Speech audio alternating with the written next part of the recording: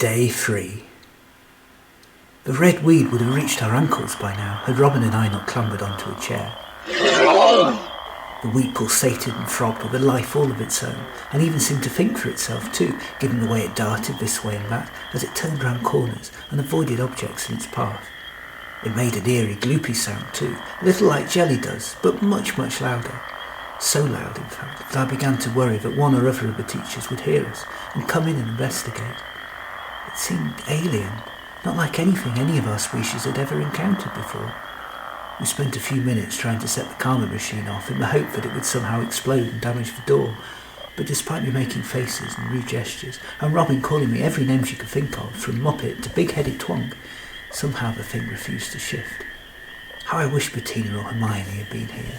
We were far too well behaved, and all our years of clean and guilt-free living had caught up with us. No, we were stuck. The only thing we could do was hold on for dear life and watch what was happening on the monitors, which, though now in the dark, seemed to involve a lot of running around madly and pointing up at the ventilation shaft and checking watches, while Margalo slept on through it all, apparently noisily. There seemed to be a back and forth discussion going on between our classmates until finally, more in despair than triumph, Elfrida and Hermione swooped on the protesting Jake and thrust him into the ventilation shaft, visibly shrieking. He appeared to have rolled into a ball and refused to move, till Archelaus passed the poking machine that prodded Jake so far into the shaft we could no longer see him. "Poor little thing," said Robin. "I hope he'll be all right. I was worried coming through there. He'll be scared silly. What about the fall at the end?" We looked at each other, concerned. Minutes went by, which the rest of our class spent straining to hear sounds from the ventilation shaft, while Elfrida and Hermione took turns to peer through it. Finally, Robin and I heard a slight bump, both reacting at the same time. Jake? Or an enemy? Wordlessly, we both rolled our chair over so that we could hide behind a giant filing cabinet, hoping that the traction of the chair sliding through the gloop of the red weed wouldn't make too much noise. Thankfully, we recognised the scurrying sounds of Jake and shouted as loud as we dared that we were trapped in this room. "Just a minute," he squeaked, and before too long a furry head stuck itself under the door. "Hello," he said and sniffed. "What's all this red stuff?" "Red weed," I said. "Figures. He blinked. It's red, and it looks like a weed. Is it safe?" "Not really," Robin replied. "At least I don't trust it," "Very wise," said Jake, blinking. "You'd make it good, Glabdiharbit." "This door's jammed," Robin continued. "Can you take a look on your side and see what's happened to it?" "Just a minute." The furry head disappeared. Jake seemed to be taking all this very calmly by Glabdiharbit standards.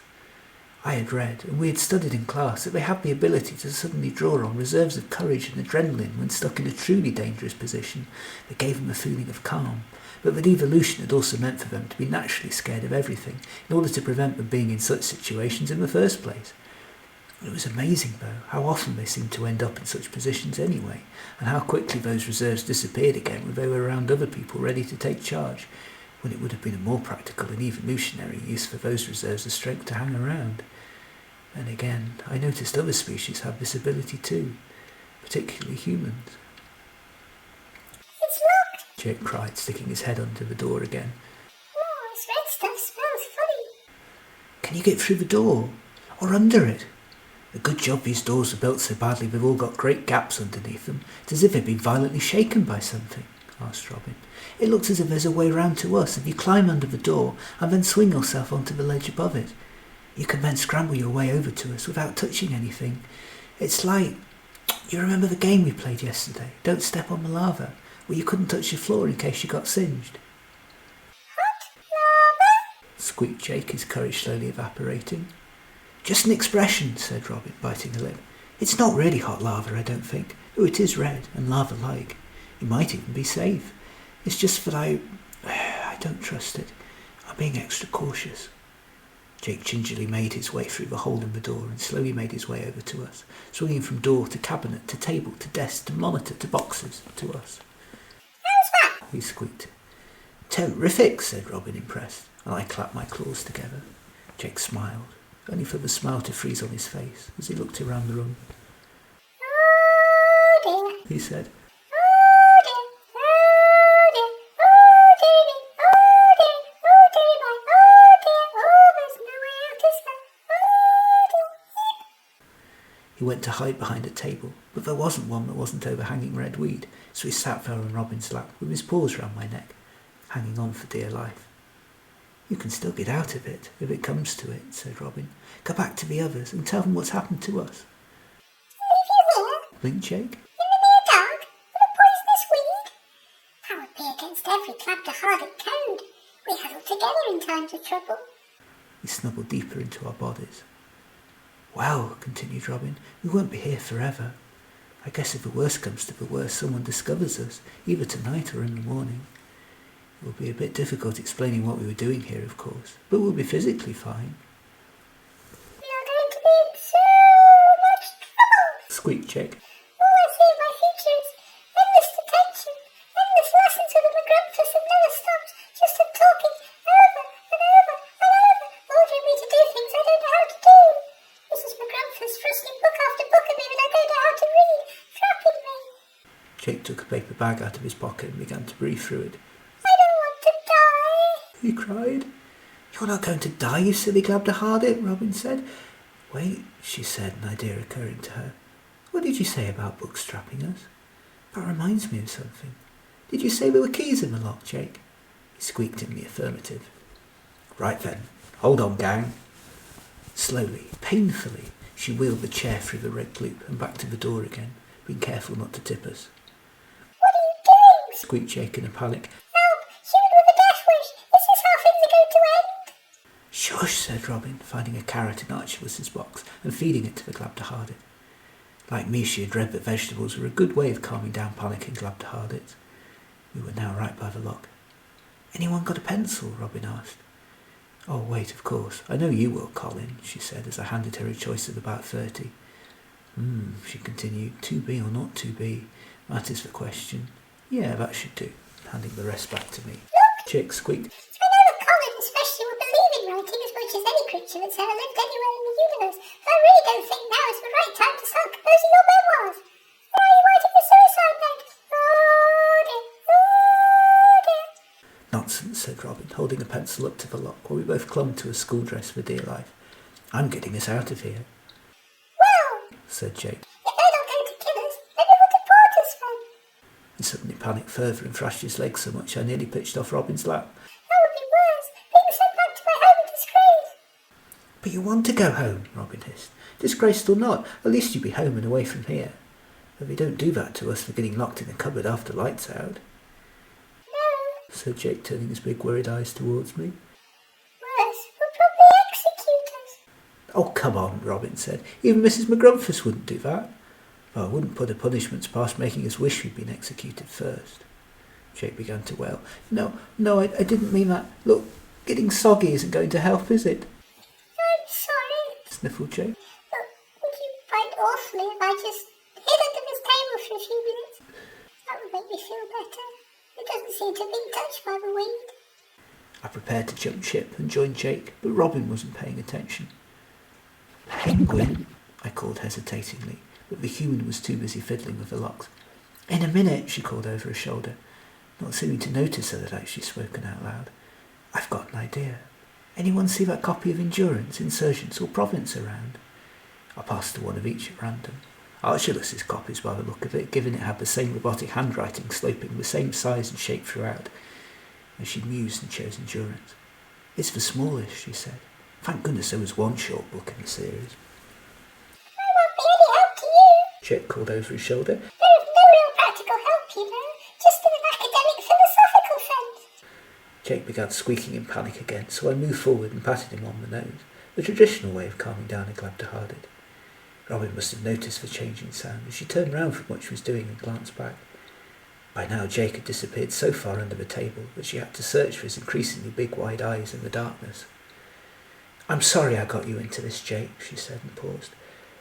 "Well, I suppose the others did technically. This wasn't my idea. But we're stuck here now, and in it together, as a class. I really am very grateful you risked so much to help us out." She stroked him under the chin, the other traditional way of calming a Glabdiharbit down. "Thank you," she continued. "A huge thank you. I know what guts it must have taken to climb through the ventilation shaft after us both." She tried to smile. "Now then, all right again?" "No, well, yes, a little." Jake murmured. "I'm sorry.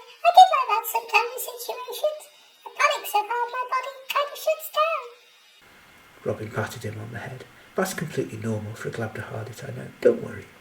We're scared too, so we can imagine how you must feel.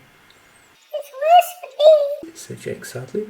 all Glabdiharbits are nervous and get scared of things when they're happening, but I'm constantly petrified. I just keep imagining all the worst case scenarios happening in the future and I can't stop it. Silly, I know. She looked round the room. Well, we are stuck in the filing cabinet of the wickedest creature in the universe. I would say if you ever saw that coming, you'd be spot on to be worried. Sadly, this didn't have the effect she desired. Oh dear, even you're worried, said Jake, turning pale. Oh dear. I'll get us out of this, said Robin, promise. If I can just get this book back through the door. Jake, do you feel up to squeezing through with this? She handed Endurance over. Just place it as squarely underneath the door keys as you can. Jake looked puzzled, but shrugging his shoulders, he squeezed his way back onto Robin's lap and over by the door. I know it's better to distract Glabdiharbits having a panic attack, but it still seems a strange thing to do. After a lot of moving the book around, Jake finally managed to clamber through. Robin and I looked at each other, then at the monitor where our class seemed to be holding a nighttime vigil for us, while Margalo continued to sleep on. Finally Jake poked his head through a hole in the door. He said, finding his way back to Robin's lap. Right, the human continued. I really hope this works in real life, and not just in books. Using my best 2B pencil. She pushed hard against the lock, slowly and precisely, until we heard the jangle of a falling set of keys. My pencil, I said loudly. You snapped the end off. Shush, said Robin. I'll buy you another one, promise. For now, though, I think I've done it, said Robin so quietly that I thought she couldn't possibly have said what I thought she just said. What do you mean? Jake asked for added clarification. The door. I've unlocked it, said Robin. Staring back at our bewildered faces, she continued. It's an old trick I picked up from an author on Earth named Enlighten. I stuck the books under the crack in the door with the edges still on our side. Well, not province, that was way too fat. We said so in lessons too, I remember. Then pushed the keys out from our side of the door using your pencil column. The key slid out and fell onto the book, which I managed to pull back in. I opened the door from this side, where you two were yabbering, and now we're free to go. Robin grinned sarcastically at our shocked faces. Unless either of you two fancy staying, said Jake, zooming through the door so fast he seemed to be gliding. Well done, Robin, I said, my voice crackling into life. What was that about being useless again? How did you do that with your condition? I know it makes you depressed and cause so much upset in your old school. Robin frowned. You know about that? I shrugged. I saw it on the homework you were writing last night, and what you were saying to Mr. C. Robin gasped. But I made sure no one else could see me writing back. I remember you coming in the room, but it was in my hands for what, 2 seconds? I shrugged apologetically. Camalosians are good at speed reading, I said. Anyway, it doesn't seem to have affected you too much. That was brilliant. Robin sighed. Dyspraxia only affects my fine motor skills, not general ones like this one. If anything, it makes me better at stuff like this where I don't have to be as accurate as I've spent my life compensating for what I can't do and working ways around problems. Now let's get after that Glabdiharbit before he gets lost. And not a word of this to anyone else. I nod. Navigating the red weed and ignoring the mess it had made of the corridor floor, where it seemed to be burning a rather large hole through it, we made our way back to the ventilation shaft, up to the lip of it and back through to the other side. Elfrida was sleeping on the roulette board with one eye open and almost fell off it when she saw us return. What happened? She asked softly. What are those red bits on your phone? Jake squeaked loudly enough at this to wake the others up, all apart from Margalo, whose snoring thankfully covered up all our noise. Tell you later, said Robin. Please get us down. Before too long we were safely on the ground again, and Elfrida and Hermione had even managed to get the ventilation cover back on between them. What happened? Asked Bettina, her 3 heads all agog, but we were too tired, and Margalo was beginning to stir. Tell you in the morning, said Robin. Oh, but Jake was a star. He was absolutely incredible. Jake squeaked with pleasure as the class gathered round him to praise him. Colin too, added Robin. He even spoke out loud, and not to a teacher. This was great. My classmates were buzzing because of something good I'd done. This had never happened to me before, in years of education, and I know Jake felt much the same way.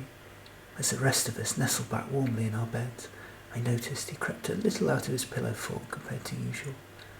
I did the same as I got into my nice warm bed. Robin, though, wasn't so pleased. She still blamed herself for getting us into trouble, I could tell. I vowed when I woke up to tell her that even if she had got us into trouble, it was her quick thinking that had got us out of it again.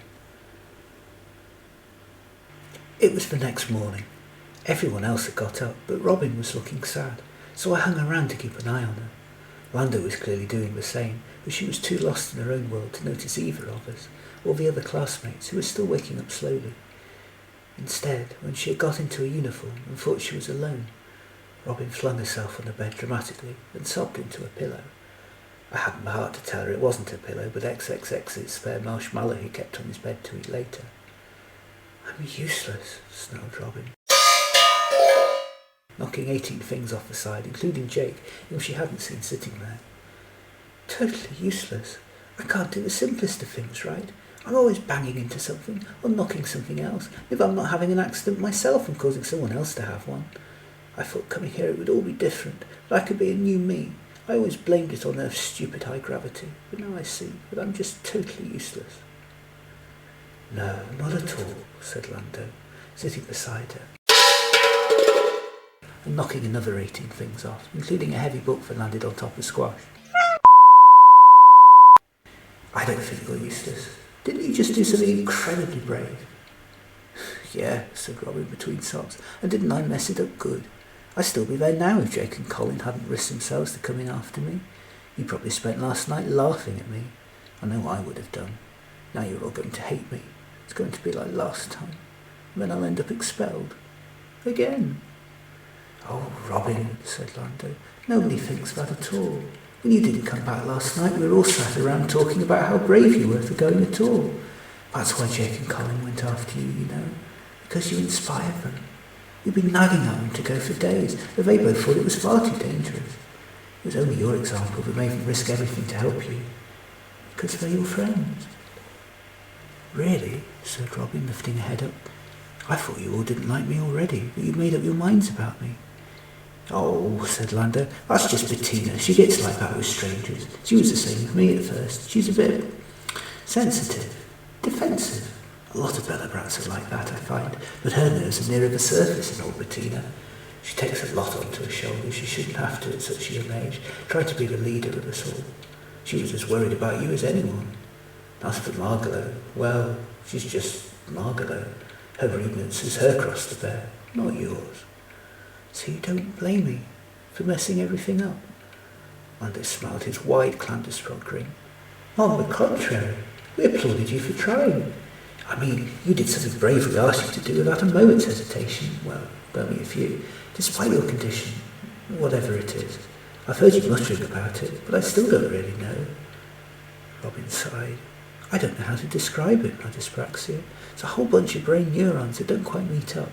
It's like I'm not in charge of my body. Wherever I think it is, it isn't. Wherever I think it isn't, it is. I wish I wasn't like this. I'm bloody sick of it." She looked up at Lando. "I wish I could be like you. Kind, popular, graceful." Lando laughed. "Graceful? A Clandusprod? I think you're giving me credit I don't deserve there, Robin. I mean, at least you can still get through ventilation shafts. I get stuck through doorways sometimes. I waddle so much from going side to side.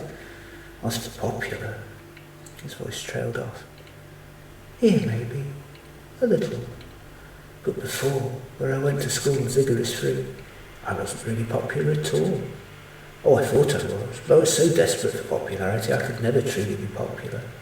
The others used to boss me around and make me do things just because they could, no matter what we were.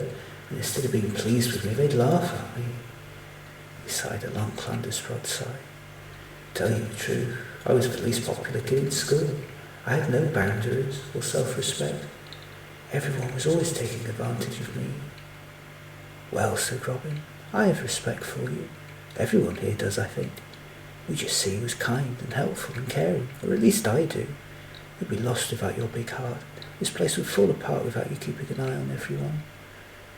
"Thank you," said Lando. "That helps a lot. It's going to be all right, you know." They hugged each other tight.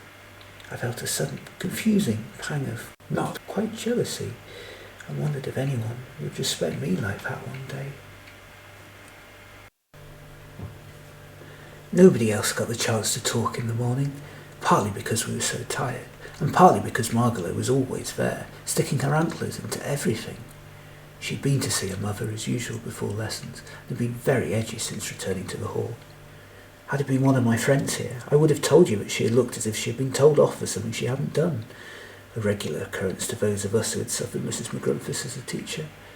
But surely that couldn't have happened to our star pupil. Whatever the cause, Margalo was in a mean mood and was clearly about to burst, which she did, just after breakfast. You, said Margalo. very well, boy, let me copy your homework. Archelaus looked up with a haughty expression. Are you referring to me? Yes, you, with your early spectacles. Said Margalo. I didn't understand a word about last night's lecture we had, and I need to do my homework for the afternoon lesson in order to get my thought poetry at house points. You're the brains for so much and pleases and this sort of thing. I want you to do my homework for me. Now. Why? Said Archelaus. Do you think to do it yourself? That is, after all, the only logical conclusion. Fact. He said. No, not fake, lazy. I don't need to work hard. Said Margalo. Not with my mum a teacher. I just need to do enough in order to look impressive. When logic dictates, you should get her to write your homework for you. Said Archelaus, extending his artificial legs until he was level with the tall Maggrumph. But Margalo just pointed her antlers at him. It's more fun to threaten you. She harumphed. Now do it or I'll... Meet up with a friend here. She grabbed the nearest beam. There happened to be Robin. Human skin is quite easy to pierce. I would make her do my homework for me too, but I've heard it's something really thick and stupid. Archelaus sighed. And you wonder why we won't let you join our gang when you do crazy stuff like that, Margalo. It's highly illogical that you can make friends by threatening you. Well, Said Margalo, choking Robin tighter. what do you say? Alright, Said Archelaus. I'll do it. But don't blame me if I get it wrong. I didn't understand that lecture fully myself. Tell your mummy off for making it too hard next time you see her. Margalo let Robin go roughly and swaggered off, while the human clutched her neck. Thank you, she croaked. That's alright, Said Archelaus. I'm not going to let her go around hurting my friends. I'm not going to do her work for her the way she expects either. What are you going to do? Croaked Robin. I'm going to get it wrong. Sniggered Archelaus. Just a little bit, so I can claim her hers accidentally, but enough to let Margalo look an idiot. Her mum's not stupid, for all she's evil and insane, not to mention downright ugly. She'll know what's going on. The others ran over to help. What's the problem? Asked Robin, fingering her neck. Oh, everyone has a problem with Margalo. Said Bettina. Why? Croaked Robin. Bettina looked uneasy. Lando interrupted. That should be her story to tell, really, if she wants to. Just as the rest of us get to choose whether to talk about our past or not. Take Colin, for instance. I've lived next to him for weeks now, and I don't know the first thing about him. Not that it matters. But he seems to know everything about us, said Lando, glancing guiltily at me, writing everything down furiously. Bettina, though, was about to burst with the sort of explosion kept for really good secrets.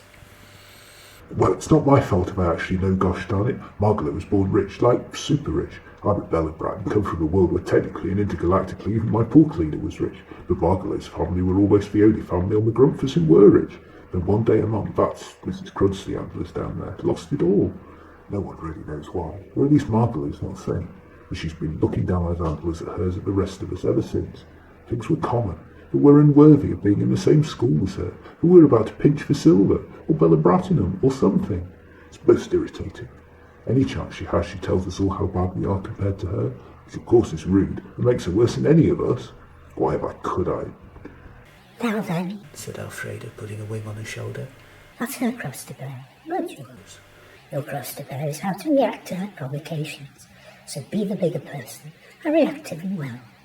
Bettina rolled her eyes, in all three heads. Oh, I know how to react all right. She muttered. I just need to get her alone to react in the right way, that's all. She turned to Archelaus. Don't let her get to you either, Archie. Oh, I won't. For Mekkion frowned. Oh, we hire logical of me. Fact. Soon Margalo was pushing away to the front of the queue for our first lesson. She was also, I observed, the only one not to be surprised by what happened next. Hello, said Mr. Clandusprod, putting his head round the door. I bet you weren't expecting to see me today. Well, it turns out that Mrs. Maggrumph had a bit of an accident. The class cheered. Yay! apart from Margalo, who looked down in the dumps, and Archelaus, who was in knots over the changes to his routine, was having to repair a gasket he'd just blown because of it. Mr. C continued. I don't know exactly what happened, but she's red and white all over, and that's not the start of a bad joke before you ask. More cheering. While the classmates nearest to Robin, Jake and me slapped us on the back as surreptitiously as they could. She's staying in the sanatorium for the rest of the morning, but hopes to be back fit and healthy enough to teach you this afternoon. Booing started. Till then, I've been entrusted with the ever so important task of handling your house points to see which of you get to go on this school trip. Bettina put a hand up. Well, all 6 of them to be exact. Sir, we think Mrs. Maggrumph has sought to rest, and you ought to go on that tour with us. We'll all go, of course, because I'm sure the team points are really close. Mr. Clandusprod raised a Clandusprodic eyebrow. Not unless your maths is as bad as it says on your report card, Bettina. You are all currently on minus figures, apart from Margalo. Some of you by a colossal amount. Especially you, Robin, he said, looking concerned. Was it only your 3rd day? Is everything all right? I could tell she wanted to scream no, but instead she just pulled a sad face and looked away. Anyway, the teacher continued, you still have several opportunities to catch up.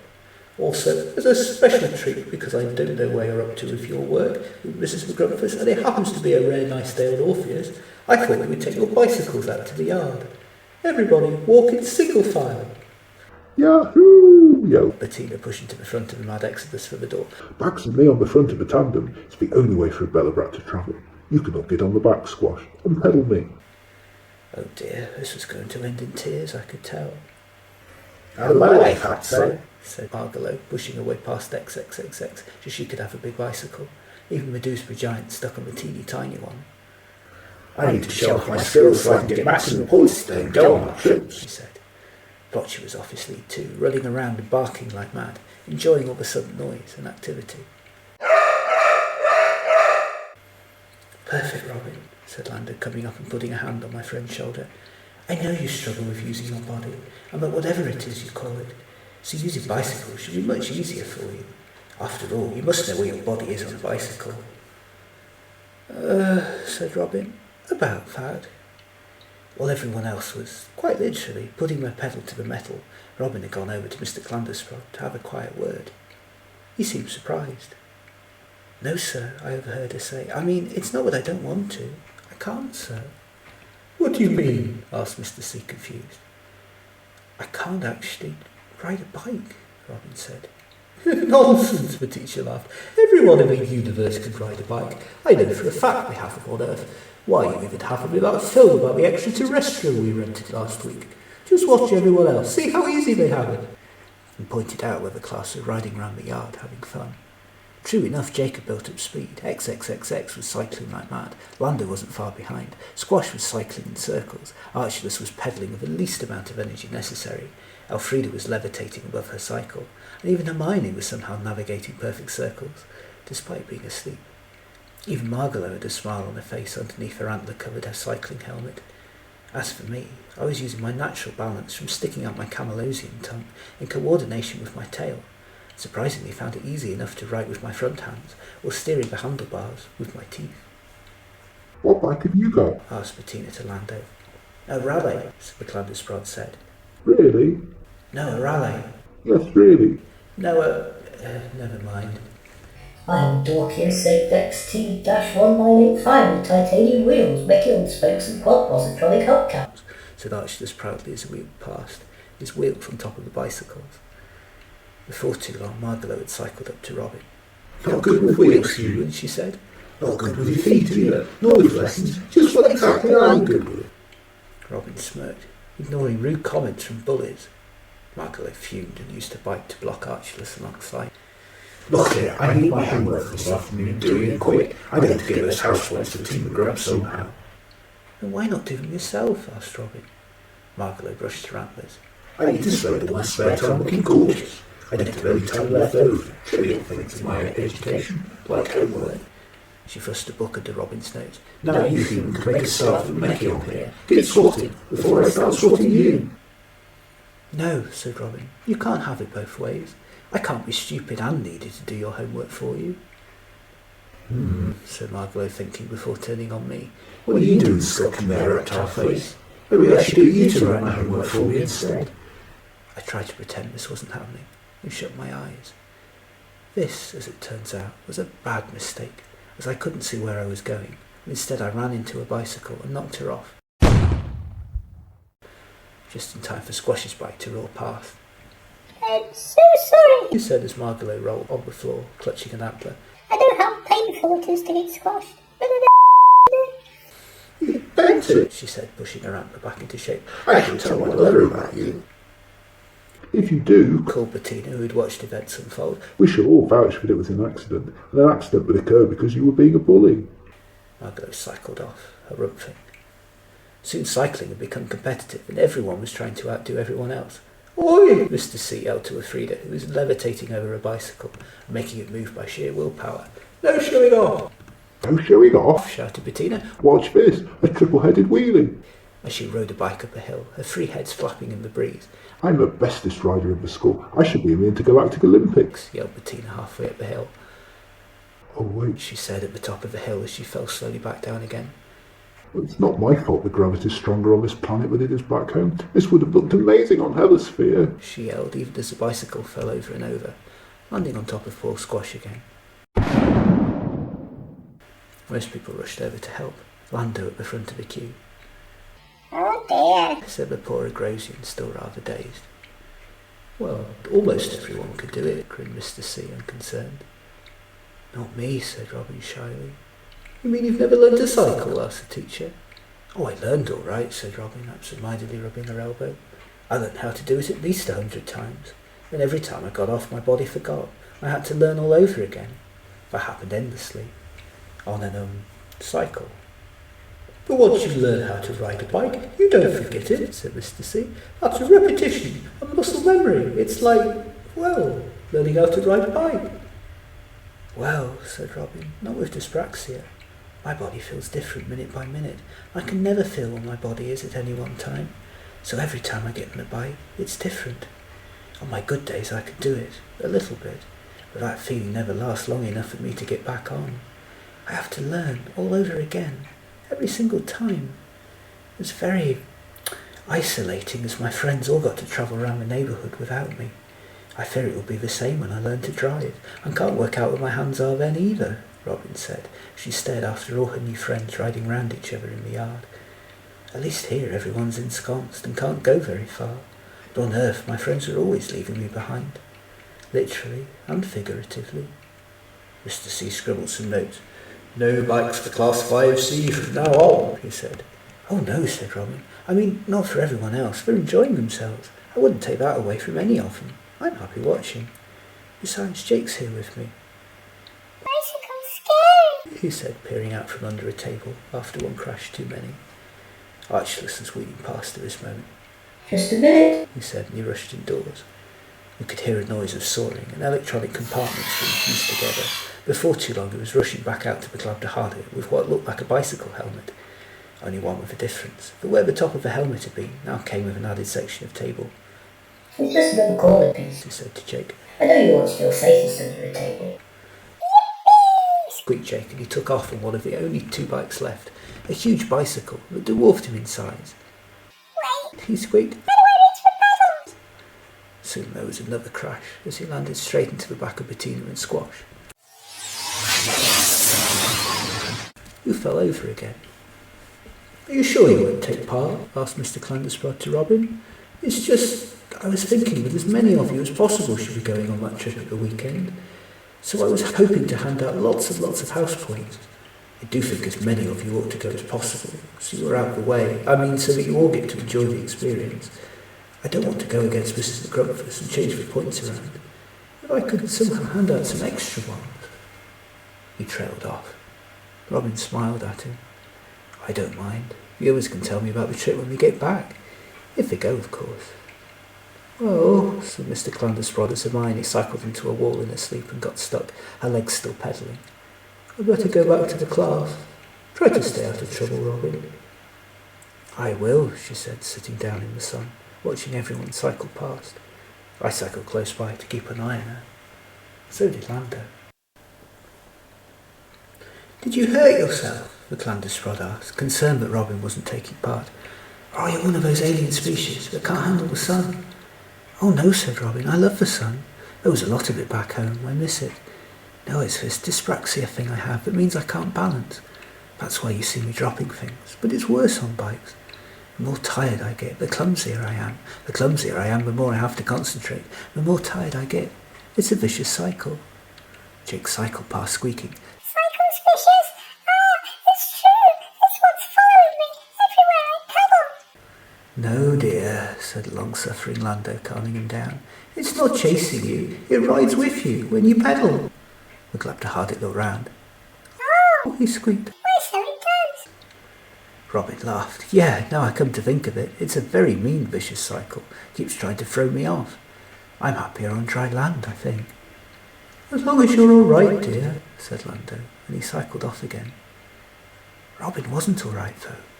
I hadn't known her long, but I could tell she really wanted to join with us, with the only real fun we'd had during our whole time on Orpheus, and I was sad she couldn't. I watched her half close her eyes, trying to drown out the sight of the 10 of us cycling round and mumbled, so only I could hear her. How I wish I could do that. Squash chose that moment to fall off his bike while doing a wheelie.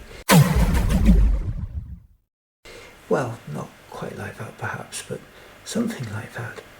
To have that freedom of being able to go where your pedals can carry you, instead of relying on these stupid legs that keep going wrong.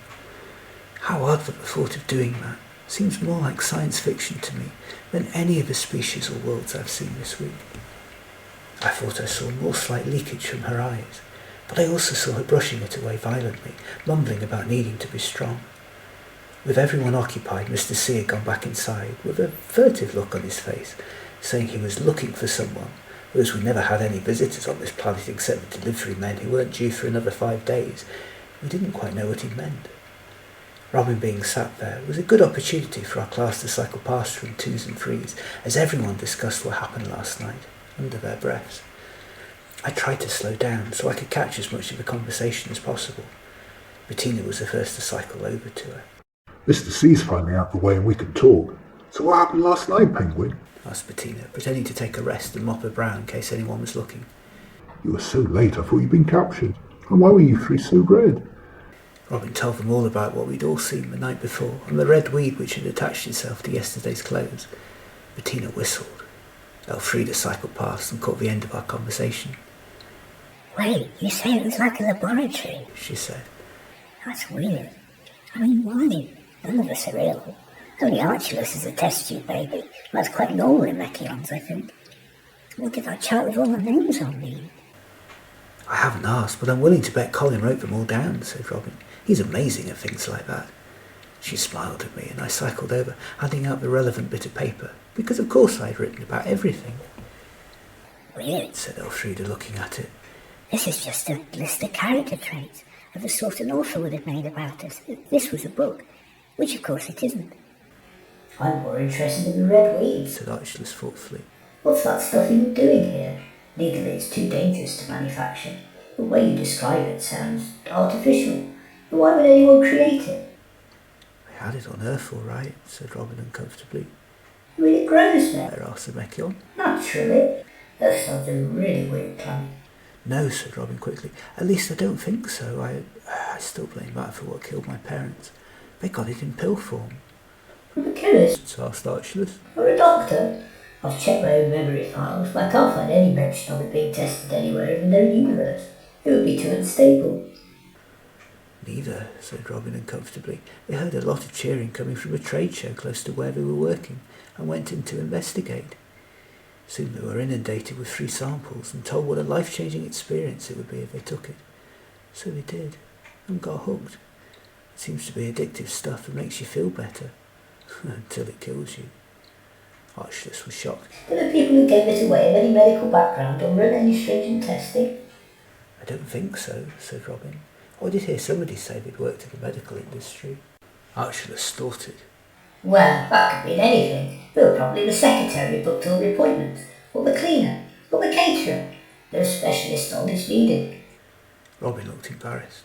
You were quite persuasive, she said. I mean, you kind of think that if that many people are taking something, it's safe. Our planet is a group of creatures called robos, said the Mekkion. When one of them gets a nose to jump off the cliff, they just do it, and everyone else follows. Herd mentality. Yes, said Robin anxiously. We have something similar. I tried to stop the people I knew from taking it and didn't take any myself. But you know what adults are like. They never listen to children. Is it really that dangerous? Arch looked up more kindly. Potentially, he said. Why would anyone do such a thing? Asked Robin. It's wrecked my life forever, as well as ending theirs. Profit, he said. It's cheap to reduce in mass quantities. Not only neither of the chemical compounds contained within would give off a natural high, as well as enough addictive properties to keep you coming back for more. Robin's head dropped. How I wish that thing had never existed. I could still be back on Earth now, living my old life. Happy-ish. Lando cycled past in time to see Robin upset and catch the end of the conversation. He put a comforting hand on her shoulder. We'll get to the bottom of this. Don't worry. Did you by any chance look in any other rooms? Asked Archelaus. There might be some other clues there that would help us. No, said Robin. It was the first door we tried going in. We were in too much of a hurry to get back going the other way. Said Archelaus. How would you feel about going about and exploring a bit more? Also, do you think you could get hold of a bit of this red weed for me? The bits of your clothes are too contaminated for my junior chemistry kit, sadly, but a bigger bit should work. He sensed Robin shrinking away. Only if you're able to, Penguin, he said. I'll give you some tongs in a container, so you won't have to touch it. Would you be all right going back again, though? Asked Lando. After everything that happened. Robin nodded. I feel safer this time, now I know what to expect, and now that I know to watch out for the door. Maybe Colin would be good enough to be on standby again, just in case. I nod. One more thing, said Archelaus. I think you got lucky last night in the dark, but I'm not sure that would be the best thing to do now. Why don't you sneak out this afternoon while we're having Mr. C? Mrs. N will be out of the way too by the sound of things. It'll be lighter for you to see where you're going a bit more too. Yes, said Bettina. We could make a diversion for you. I'm great at making diversions, me. I've got a very diverse personality, mocked Hermione, starting another fight. Now, said Mr. Clandusprod, who just walked back outside, disentangling Hermione from the wall and picking up Squash, who had got trapped in XXX's handlebars. You aren't timetable for a conference call, you know. Get back cycling while the sun's still out. Did you find your guest, sir? Asked Lando. No, admitted the teacher. He was due around now. I wonder if he's with Mrs. N. Anyway, that's my problem, not yours. Just put your pedals to the metal. But they're made of Belobrat. That's not a metal, pointed out Archelaus. But Mr. C seemed too distracted to pick up on the argument. We all cycled off, leaving Robin alone. Most of the rest of the lesson went as planned, which was in itself an unusual enough occurrence of this school to be worth writing down. However, just before the end, I caught sight of an agitated Robin trying to get our attention, so I cycled over to her. I think I've just seen Elfrida's secret shadowy figure, she said excitedly. Maybe he's the person Mr. C was waiting for. It was another person anyway, a stranger. I've already been at the school long enough to know that we don't get strangers on Orpheus. Right, said Hermione, now awake and cycling over to us. You come to this door. Did you really? Said Elfrida, levitating away over. Then I'm not imagining things. Can you describe them? Said Bettina. Robin thought for a bit. Clandusprodic, I think, she said. But thinner set. More like Lando than Mr. Clandusprod. He was walking funny, as if he was carrying lots of things in his pockets.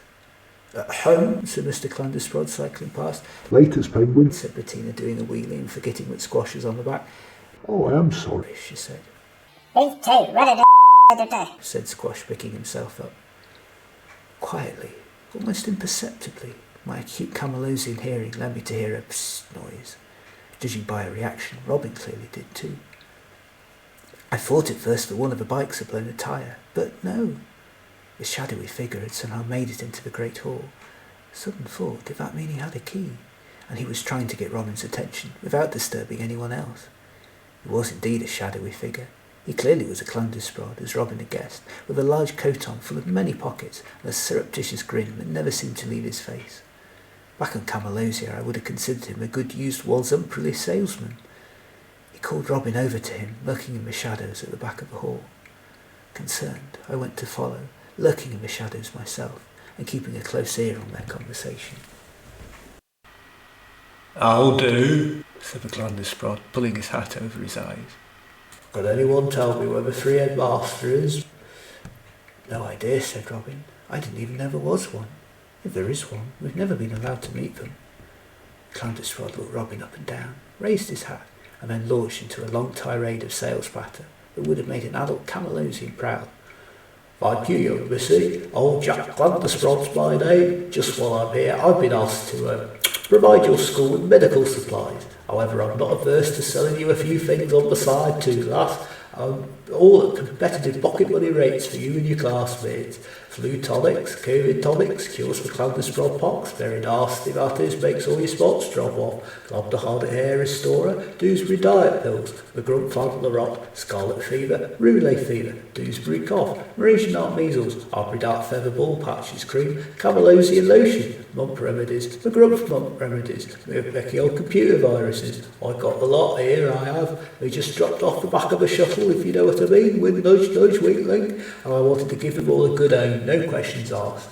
Can't say fairer than that now, can I? Said Robin. No, thank you. You see, none of us are ill, and we don't really like taking strange medicine from strangers. He leaned in closer to her. I've even got the best thing known to man, woman or Clandusprod here, red weed. It's yours at a bargain, knock down, pick me back up, knock me down again with a feather, low price. It's yours, anything this stuff does. Robin shrank away. It's poison, she said, backing away instinctively. It's not been tested properly. The Clandusprod scratched his head. Well, that's odd, young missy, because someone's taking this stuff. By the swimming pool full, too. This school's put in the biggest orders for the things I've ever seen. I can't think what you need so much for. Only needs a little to do lots of good. It's healthy and it's not addictive at all. Well, only a little bit. But that's just to keep you coming back to buy more good stuff. Robin was puzzled. It was definitely not us ordering it. We're a school, she said, backing away further. All right, said the Clandusprod, reaching into the other side of his coat. You drive a hard bargain, young'un. Now how about sweets? Every young alien likes confectionery, right? Let's see. We got red gobstoppers, red licorice straws, red bonbons, red banana bites, red sherbet, red chocolate archibras, red toffees, red fudge, red marshmallows, red wine gums, red wine gums, cherry cola bottles, red jelly Belobrat babies. Why is everything red? Asked Robin. What do you put in this stuff? It's a special ingredient, Jack said. It makes you feel healthy and does you the power of good. Bet you can't guess what it is. Not sure I want to, said Robin, clearly suspecting, as I did, that there was some red weed involved in the manufacturing process somewhere. Please, none of us are allowed sweets anyway. They're blocked on the food replicating machines. I think you ought to go. That's not very friendly, is it, love? Said the Clandusprod hurt. I come here, honest as the day is long, particularly on this here planet where the days are so short, and my potential clients start asking me questions, even though I'm trying to do you the biggest favour in the universe. I mean, just think how popular you'd be if I sold you this stuff for a mere pittance, and then you sold it on to your classmates for profit. I bet they'd all want a piece. Not likely, said Robin, backing away. That would be mean of me to make money off people I care for. I have to go back to my friends now. Goodbye. By now the others had noticed something was wrong, and had parked their bikes and joined me in the hall. You're worse than grown-ups, you are, said Clandusprod Jack. Now I'll just stay here while I measure you all. Just for my own research purposes, you understand. He got a tape measure out of his pocket, picked Jake up, and started comparing and contrasting his notes while tutting. Jake squeaked in response, and was patted on the head. Now then, little one, it sounds like you need something for that squeaker of yours. I've just a thing. Looks like there's a lot of red weed in these things, said Archelaus, picking up a bottle before Jack whisked it back out of his robo-arm. You're not meant to know about my secret ingredient. Besides, there's a lot of red weed in everything these days, he said. It's a special ingredient that cures all ills. We don't have any ills to be cured, said Bettina. Jack looked them all up and down. Oh, really, he said. I can see several. Finally, Mr. Clandusprod made it over to us, a look of thunder on his face that nearly matched Margalo's. No, Jack, he hissed. Not here. My staff room. Now. Oh, sorry, Gov, Jack was saying as he was pushed out the room. You and the lady with the antlers, the really funny antlers, weren't at the front to meet me as usual, and anyway, they're only flipping kids, what are they going to do? They wouldn't understand any of this. We're safe. He paused at the door. Oh, sorry, he said to us, nearly forgot, and dropped Jake off on the floor, protesting loudly. Lando ran up to Glabdiharbit and comforted him. "Oh," said Mr. C on his way out behind Jack, and commented under his breath so only I could hear. "They're brighter than they look. Some of them." He called to us. "Class dismissed till second period. I will be back soon though, so don't get up to mischief, or I might have to start whisking team points away." Locked the door firmly behind him. What was all that about? Asked Bettina. Robin shrugged all his shoulders. "Beats me." Elfrida leafed back through my notes on the conversation, patting me on the head for keeping meticulous records. "I think we may have found out who the mysterious lurking stranger is," she said. "He's a peddler of illicit substances. But why is he so interested in our school? And they already have their own weed supply. And why was he measuring Jake? None of us take any medicines for anything, do we?" All of us shook our heads. "There's something strange going on here. I wonder what it is," she said. We walked back to find Margalo and Archulus in a headlock. I say, where's my homework, Belobrat? Asked Margalo. Poor Archulus was struggling to breathe. "I think you're choking me to death," He whispered. "Fact, He handed out a sheet of paper. I've only done half of it." You can do the rest now, Shunted Margalo. Don't be so mean, Said Bettina as Lando ran over to comfort the Mekkion. This class is protected. "Oh yeah?" asked Margalo, catching hold of all three of Bettina's arms and twisting them round her back. If you're protecting him, you're protecting you. Everyone else edged forwards, Robin at the front of the queue, but even Jake was in there somewhere. "Ow," said the human suddenly, finding herself thrown off balance. Margalo giggled. None of you have been there to stop me. You're all pathetic. We do not need little aliens, especially pet human. "I think you'll find my news of a customary evolutionary width apart," gasped Archulus. Put a sock in it, get right in, Robo boy, said Margalo, threatening with her antlers. Nothing's an extra reflection. Before we could find out, however, the bell went for the next lesson, which appeared to be art. Mr. Clandusprod was sat there grinning at the front of the class. "Now then, 5C, he said, "I don't know what Mrs. Maggrumph has been teaching you in these art classes," Rolled. Hermione. "So I thought I would encourage you to unleash your hidden latent creativity. Everybody has it.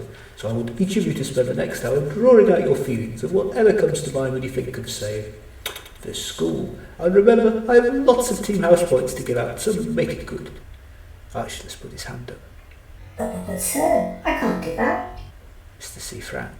"How do you mean, Archie?" I can't create something, sir. I study, ruminate, observe, follow through logically, measure the pros and cons, and then analyse. I don't do creativity and imagination."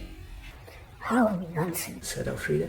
It's easy. I have to sit through those boring maths lessons when everybody knows the answers, but I'm not allowed to colour in the pages in pretty colours. And you can make something up, surely, big brain like yours. "I'm not sure. Said Archulus, worried. How do you do it?" You just let go. Laughed Elfrida. Just draw whatever comes into your brain right now. I looked round with curiosity. Archulus was drawing a very lifelike drawing of a battery. Elsewhere, Elfrida was drawing the most delightfully surreal and colourful portrait. Bettina was drawing herself as a superhero. Hermione was drawing a comic strip starring one of her favourite foosball players. Margalo was drawing a big foot squashing everything in sight. Squash was drawing a nice landscape in fuzzy warm pastel colours. Jake was drawing a Glabdiharbit castle. Lando was drawing a smiling sun shining over a planet of smiley, happy, smiling people. Robin was drawing blotchy, and XXXX was drawing a still life of a bowl of fruit with bite marks where he got peckish. As for me, I was drawing a portrait of each of my classmates. Mr. C walked round and looked at our work. "That's an idea," he said. "I don't know what your homework is supposed to be, so how about each of you draw me a self-portrait to go in your files alongside the essay I asked you for the other week about how you came to go on Orpheus and how it feels to be a member of each of your species." He looked over at Robin and handed over a sheet of paper. This is fun, Grinned Bettina. better than Mrs. Maggrumph' usual art classes. Why, it felt as if art was being taught like art for once, not like a science.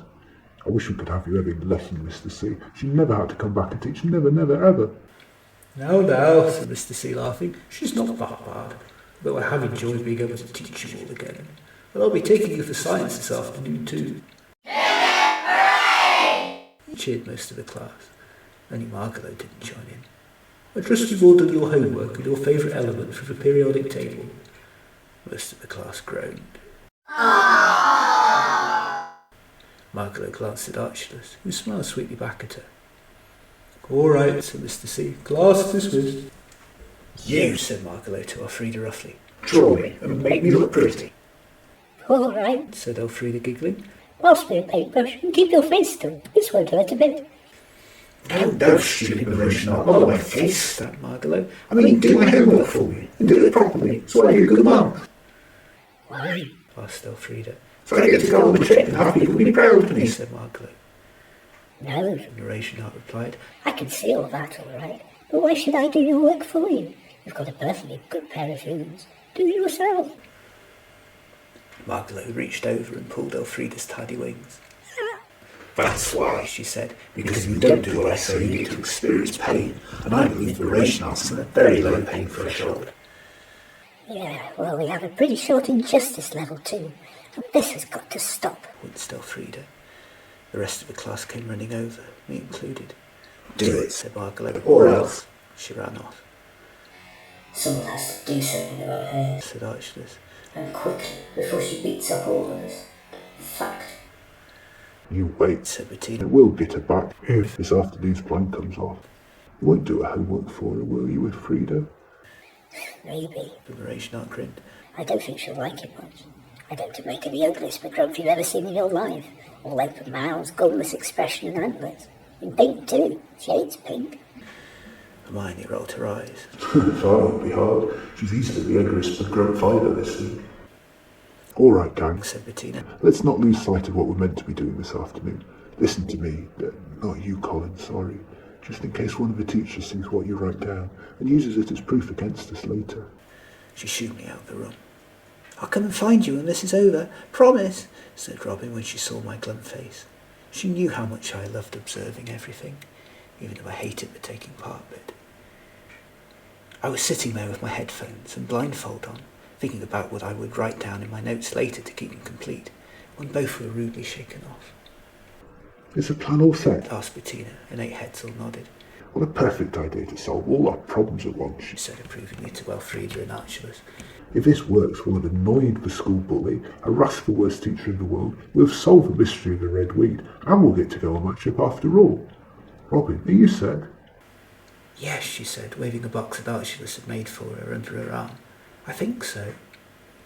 Remember, said Bettina, just get what you can. Any information you manage to get will help us. Next she turned to me. Look, I'm sorry you weren't involved, Colin, but you know how you write everything down, and we don't want you to give the game away. Just be prepared to run when the time comes, the 3 of you, while the rest of us keep Mr. Clandusprod busy. You're good at pontificating through writing, Colin. We could do with a lot of that this lesson. It's a good thing for us that Mrs. Maggrumph is out of action all day, and that we will have the lights out while we deliver our science speeches in class, and that being the new girl, you won't be expected to have written one, Robin. Bettina turned to Archelaus. Make it as long and boring as you can, Archie. The Mekkion grinned and pushed his glasses up his nose. This will be the longest and most boring speech you've ever heard in your life, he said. Fact. Oh, brother, said Hermione. This is going to be one of those lessons. Robin, who was too new to have been given the homework, was glancing through Elfrida's copy. That's amazing, she said. Your periodic table is much fuller than ours was. You seem to have all sorts of elements where we had missing numbers in ours on Earth. Mind you, our textbooks were ridiculously out of date at my old school. I don't think we'd even made interstellar contact back when they were printed. They kept talking about how the universe was uninhabited. Oh, yes, said Elfrida. All of us were missing elements till we got together. More than one. There were a few we'd never heard about on Mars. I mean, tungsten. Whoa, how cool an element is that? I chose to make my speech to class on it. I've gone for an unobtainium element 115, explained Bettina. It's what they use in shuttles to make them defy gravitational laws and go really fast. Zoom! She raced round the room, landing on Squash. Sorry, she said. I'm used to it. The Agrosian sighed. my element is flat. No, literally, it's platinum, the only periodic element to be one-dimensional. Archelaus was infused too. I've chosen to make my speech about universalism, he said proudly. He lowered his voice to us. As for Margalo, I've given her Berkelian. As well as the name, it's a really boring element and she has to write more about it. I'll sugar her for what she did to us. Wait, asked Robin. Universalium? I've definitely never heard of that. Oh, said Archers. well, it's very new and very exciting. It's the compound element you get when you put all 11 elements that are unique to each world together. Like the Earth is the only inhabited planet to have oxygen, for instance. Only scientists never have put them together except hypothetically, even in laboratories, because we don't know what would happen if those elements got squished together. They might end up being toxic for all life in the universe as we know it, and we'd only need the tiniest of ingredients to make a colossal amount of the element. Just think about it. All that power from one tiny chemical compound. Fascinating. Scary. Chimed in Jake. Not like Glabdiharbit. That's an element that's really comforting to the touch. It's like a bubble wrap, only it doesn't pop. I chose Lysogen, said Lando, the element named in honour of our Clandusprod, who helped save the universe and endurance. Habridat, said Hermione. it's a sister element to platinum and used to make our jewellery. It looks like feathers. Doostium for me, Shouted XXXX. it's the universe's only edible element. It tastes like chicken. Roswellian. Said Elfrida. It's a real mystery how it got into our universe at all. Only seems to exist in places we know to have been visited by aliens. Not you lot either, but alien aliens. You mean there are more out there? Robin asked. Elfrida shrugged. Maybe. We never found out what aliens visit Roswell on your planet after all. There are similar cases on Mars too. And indeed Mars. We have no record of our ancestors visiting the Milky Way, but some aliens apparently did, given the name and how similar your planet is to ours. I wonder if it was a colony that died out. As for myself, I had gone for Camalosian inium, a tough hardy element peculiar to our planet, that when stretched was the longest element of them all in its natural state. In the interest of science, I wrote down as much as I could of the full universal periodic table from memory, as it might appear in my examinations one day. As this is the Earth copy, I am going to include the newest elements for you. Universalium, 0. Hydrogen, 1. Mrasianart, 1.5. Helium, 2. Oxygen, huminium, 8. Cesium, 55. Barium, 56. Mekkonium, 57. Agrosian, 58. Hellospherium, 59. Doosinium, 60. Habridatinum, 61. Glabdiharbit, 62. Maggrumphium, 63. Agrosian, 64. Enwinium, 65. Lysogen, 66. Eleanorium, 67. Oberonganese, 68. Elerondinium, 69. Gerarinium, 70. Anticesium, 71. Hafnuinium, 72. Tantalum, 73. Flavrophobium, 114. Unrepentium, antigravium, 115. Livermorium. Camalosian, 119. Flatinum, 120. Roswellium, 121. In my haste to write this down, I skipped a few of the more boring elements and realised that I had missed some of Archelaus's infused speech and picked it up here.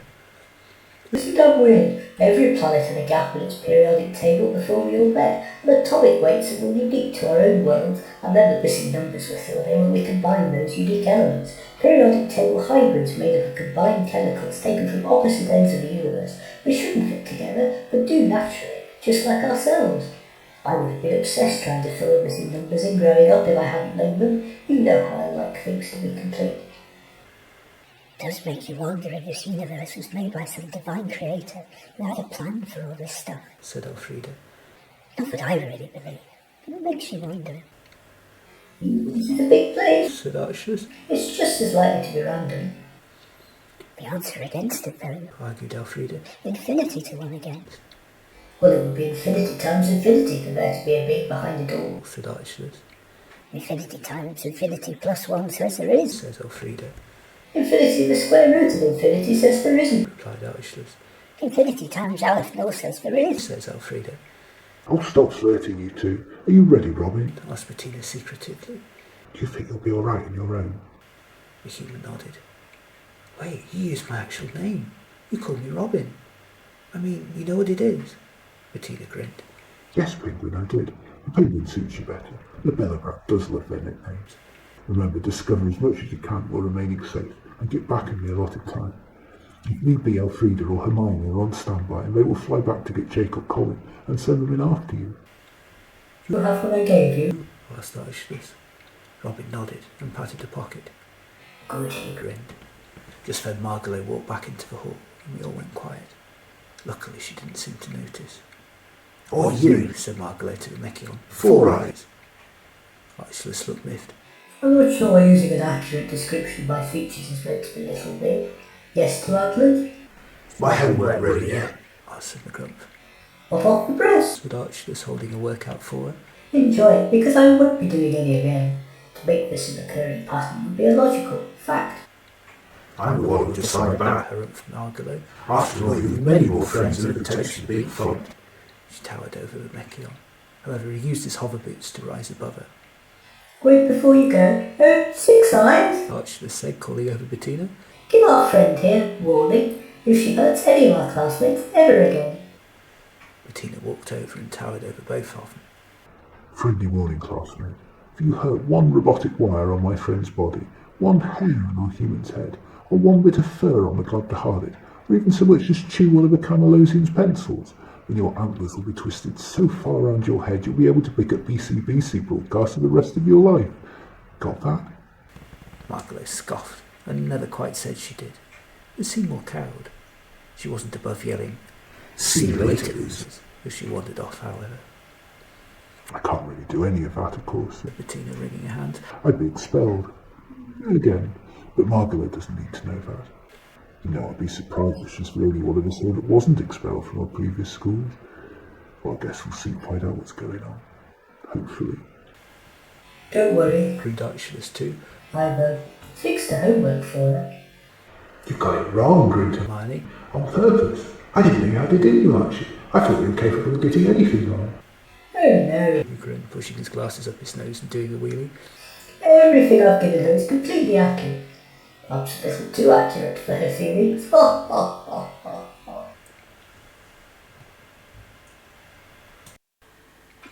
"Hello," beamed Mr. Clandusprod. "Well, this is fun. I didn't think I would ever get to teach you 3 classes in the same day again. Sorry about earlier, by the way. Business, things. Now, Mrs. Maggrumph says she'll be all better to teach you again tomorrow." Cue much groaning. "And for now says it should be a simple lesson where you all get to give your lectures on your favourite chemical element one by one. Oh, not you, of course, Robin. You weren't here when the assignment was handed out. Well, I'm sure you'll learn something useful all the same if you just listen and keep very quiet. This is, of course, one last really valuable chance to get those house points you need for the trip at the weekend, so I hope for your sake that you've given your homework a lot of thought, because I have a lot of team points to hand out. Now, who would like to go first? Margalo?" The Maggrumph stood up and walked to the front of the class, leafing through her notes Archelaus had just given her. She coughed to clear her throat. "Berkelium is my favourite element," she said, "because it is incredibly heavy and hugely dense, just like me." There were ripples of laughter. It is also a transuranic element used in making nuclear weapons, which means it is big and bad and scary, and makes a huge noise while threatening everyone wherever it goes, just like me. More titters. The isotopes within berkelium are known for being one of the lowest energy elements. This might explain why I snore so loud when I sleep, because I have low energy too. Guffaws. It is worth remembering that berkelium is only stable in certain small instances of being carefully controlled, otherwise it can be considered incredibly unstable, just like me. Full and controlled laughter. There is today no practical application for berkelium, which means it sits there in the periodic table like a lump of no use to anybody, exactly like me. Hysterics. Margalo sat down, puzzled as if just realising what she had read out, and she frowned at Archelaus. "I'm going to get you for this, Robo boy," she exclaimed. "I'm going to take your wheels off and stuff them down your throat and rewire your spark plugs and then I'm going to take your robotic arm and stuff it where the sun doesn't shine." What with your low density? Grinned Bettina, to much more laughter, before leaning over and whispering to Margalo. He's protected, remember? We all are. "Well," said Mr. Clandusprod, "I'm not quite sure what happened there. It didn't seem to be up to your usual standard, Margalo. I don't think I can exactly award a house point for that. Next." And Archelaus shot his robotic arm right up into the air. "All right, Archie," continued the teacher, "give it your best shot, and I expect team points aplenty here." Make it as long-winded as you can, muttered Bettina. Okay, Gary, this is your cue. As silently as they could, Robin, Elfrida and Hermione got up to go. There was a worrying moment when it looked as if Robin was about to walk into a wall on her way out and draw attention to herself. But with a bit of steering, she managed to successfully manoeuvre her way through the door, along with the others. Meanwhile, Archelaus opened his mouth. Universalism is a scientific anomaly, He began. It is the most newly discovered element, and not much is known about it because, as yet, it only exists theoretically in the mind of the scientists who created it by taking elements from the 11 inhabitable planets and mixing them together. Universalium is easy and cheap to mass produce, however it has not yet been created out of fears that it would be toxic to consumption when taken over long periods. The only other thing we know for definite about this element is that it is probably coloured in a bright shade of red due to the large amount of red elements that go into its makeup. Archelaus could talk about his favourite subject for hours, and very nearly had to. Mr. C was getting bored and tried several times to stop him and move on to someone else, but that is a hard thing to do when a Mekkion is in full flow. After about 20 minutes, though, including a most boring 5-minute excursion into radioactive isotopes, even Archelaus was running out of steam. Pausing just for a split second, that was all Mr. C needed to jump in. Very interesting speech there, Archelaus. 3 whole house points. That means you have now caught up to... Mr. C checked his notes, had been passed by Mrs. Maggrumph. Minus 15? Really? Minus 15? To think you're one of our well-behaved pupils. Well, who's next? To my horror, before I knew what was happening, Bettina had grabbed hold of my claw and had thrust it up into the air. Mr. Clandusprod was visibly shocked. Are you sure you want to speak out loud, Colin? He asked. I was all ready to read yours out at the end of the class. No, I croaked as everyone turned to look at me, my voice box kicking into life against my better judgment. I hate public speaking. Actually, I'm not that good at any speaking. Please, Begged Bettina under her breath from the head nearest to me. I don't know why the others aren't back yet, but we really need someone to pontificate at length. And with Camalosian, you're our best candidate. I mean, yes, just this once. Nervously, I wandered to the front of the class, deliberately making it as long as I possibly could and hiding the gaze of the class from my eyes by shuffling my sheets of paper and doing a lot of coughing and foot shuffling. This was terrifying. As scared as I was of Margalo, of Mrs. Maggrumph, of being in trouble and changing schools again, as paralysed as I was right now of the spotlight and having to be proactive, though, only one thing scared me more, letting my friends down.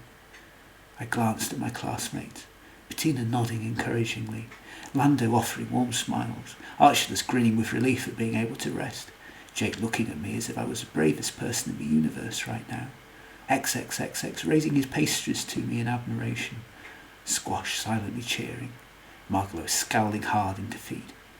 If only Robin could see me now, my life would be complete. But then it was Robin I was trying to save. I found my legs had waddled me to the front of the classroom almost without my noticing. I went to speak, but found my throat was dry. I coughed and tried again, willing myself to talk. I saw Mr. Clandusprod get out of his chair as if to stop me. It was now or never. I closed my eyes and began to get the words out slowly, falteringly.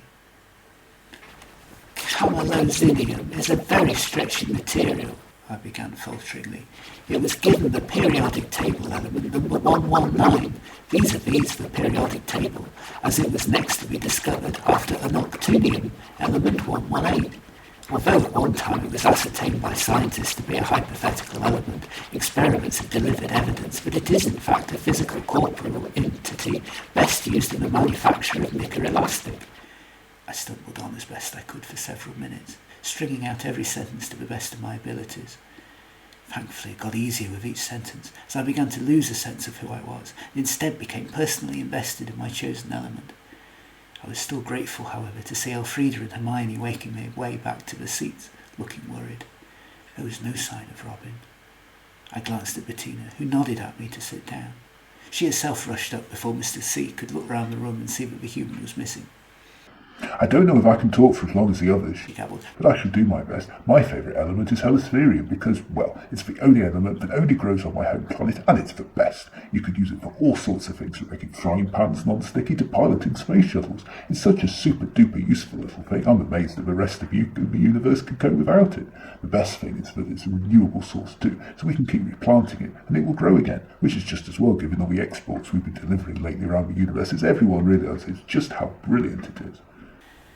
Several bursts later, and Bettina was finally flagging.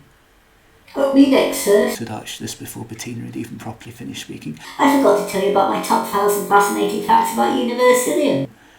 Mr. Clandusprod developed a weary look on his face and sat down. Suddenly I heard Elfrida whispering from the corner of the room.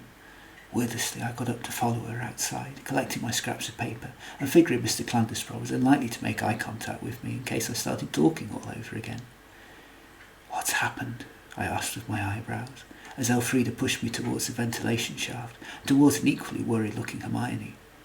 Penguin's been gone ages, she said. Maybe she's fallen again. You're all right to go after her, Colin. The only trouble is she might be anywhere, as we told her to explore the corridor. And look, you don't have to write all of this down right now. Just go. It's an emergency.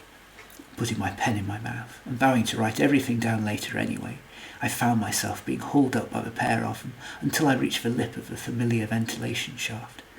There seemed to be more fur, feathers and dust up here than I remembered, but I strode on, worried about my friend. Once I reached the other side of the shaft, I could see why Robin had been delayed. There at the end of the corridor, with her curlers in her antlers, was Mrs. Maggrumph. She was visibly worse for wear after her incident with the karma machine, was very groggily answering the door to Jack the Clandusprod, who was in full spiel. "Look here, madam," he was saying, "I ain't got time for this. You promised me that all the guinea pigs would be cured by now, and you're still 3 short. I can't give you an endless supply of this stuff indefinitely. We need it all for market. I say, as long as there haven't been any side effects that have killed them off yet, then it's time to press forward with the marketing, quick." 2 more days, she hissed. That's all I need. This will give me time to take my daughter away to Decreeta on a so-called school trip, when you can come in and take everyone else and do with them what you want. I'll even drop in and see you on my way back home to collect my millions. I'll be rich again, at last. "You say so, missus," scratched Miss Clandustrod's head. "I'd as much come and take them now, to be honest, so we can cut them open and see what's happened to their insides." "Not now," hissed Mrs. Maggrumph. "For all I know, you'll take Margot with you. She needs to be with me so I can keep her safe." "You're the boss, lady," Jack replied, putting his hands in his pockets and whistling. "Oh, that's a nasty bruise, that is. You should put some cream on it. I've got just the thing in here. Oh, I have here. It's right here." He reached into his coat pocket. "No fear," she said quickly. "I'll not touch any of that toxic stuff." Finally she was shutting the door and going back to the sanatorium. Good, now I knew it was the room at the far end of the corridor. I just hoped that Robin wouldn't go there by mistake. Slowly I moved off the lip of the shaft and began to pad my way about the corridor, looking for signs that Robin had been there. I poked my head surreptitiously through the room we'd been in the night before. To my surprise, it all seemed to be much as it had been when we first entered, with no sign of the red weed. The TV monitors were back to showing grainy black and white images of each of us. I'd held a few seconds of the delete button back on mine and Robin's feeds again for good measure. All the boxes were back together, and the floor was barely singed. I backed out and checked the next room, which seemed to be the caretaker's office, with Horace busy snoozing away in the corner. I crept back out of this room too, and went to the one next door, where I stopped in my tracks. If the other room looked a little like a laboratory, then this one was very much one. It was white from floor to ceiling, contained dozens of microscopes and lots of glass jars containing strange liquids, along with one containing red weed.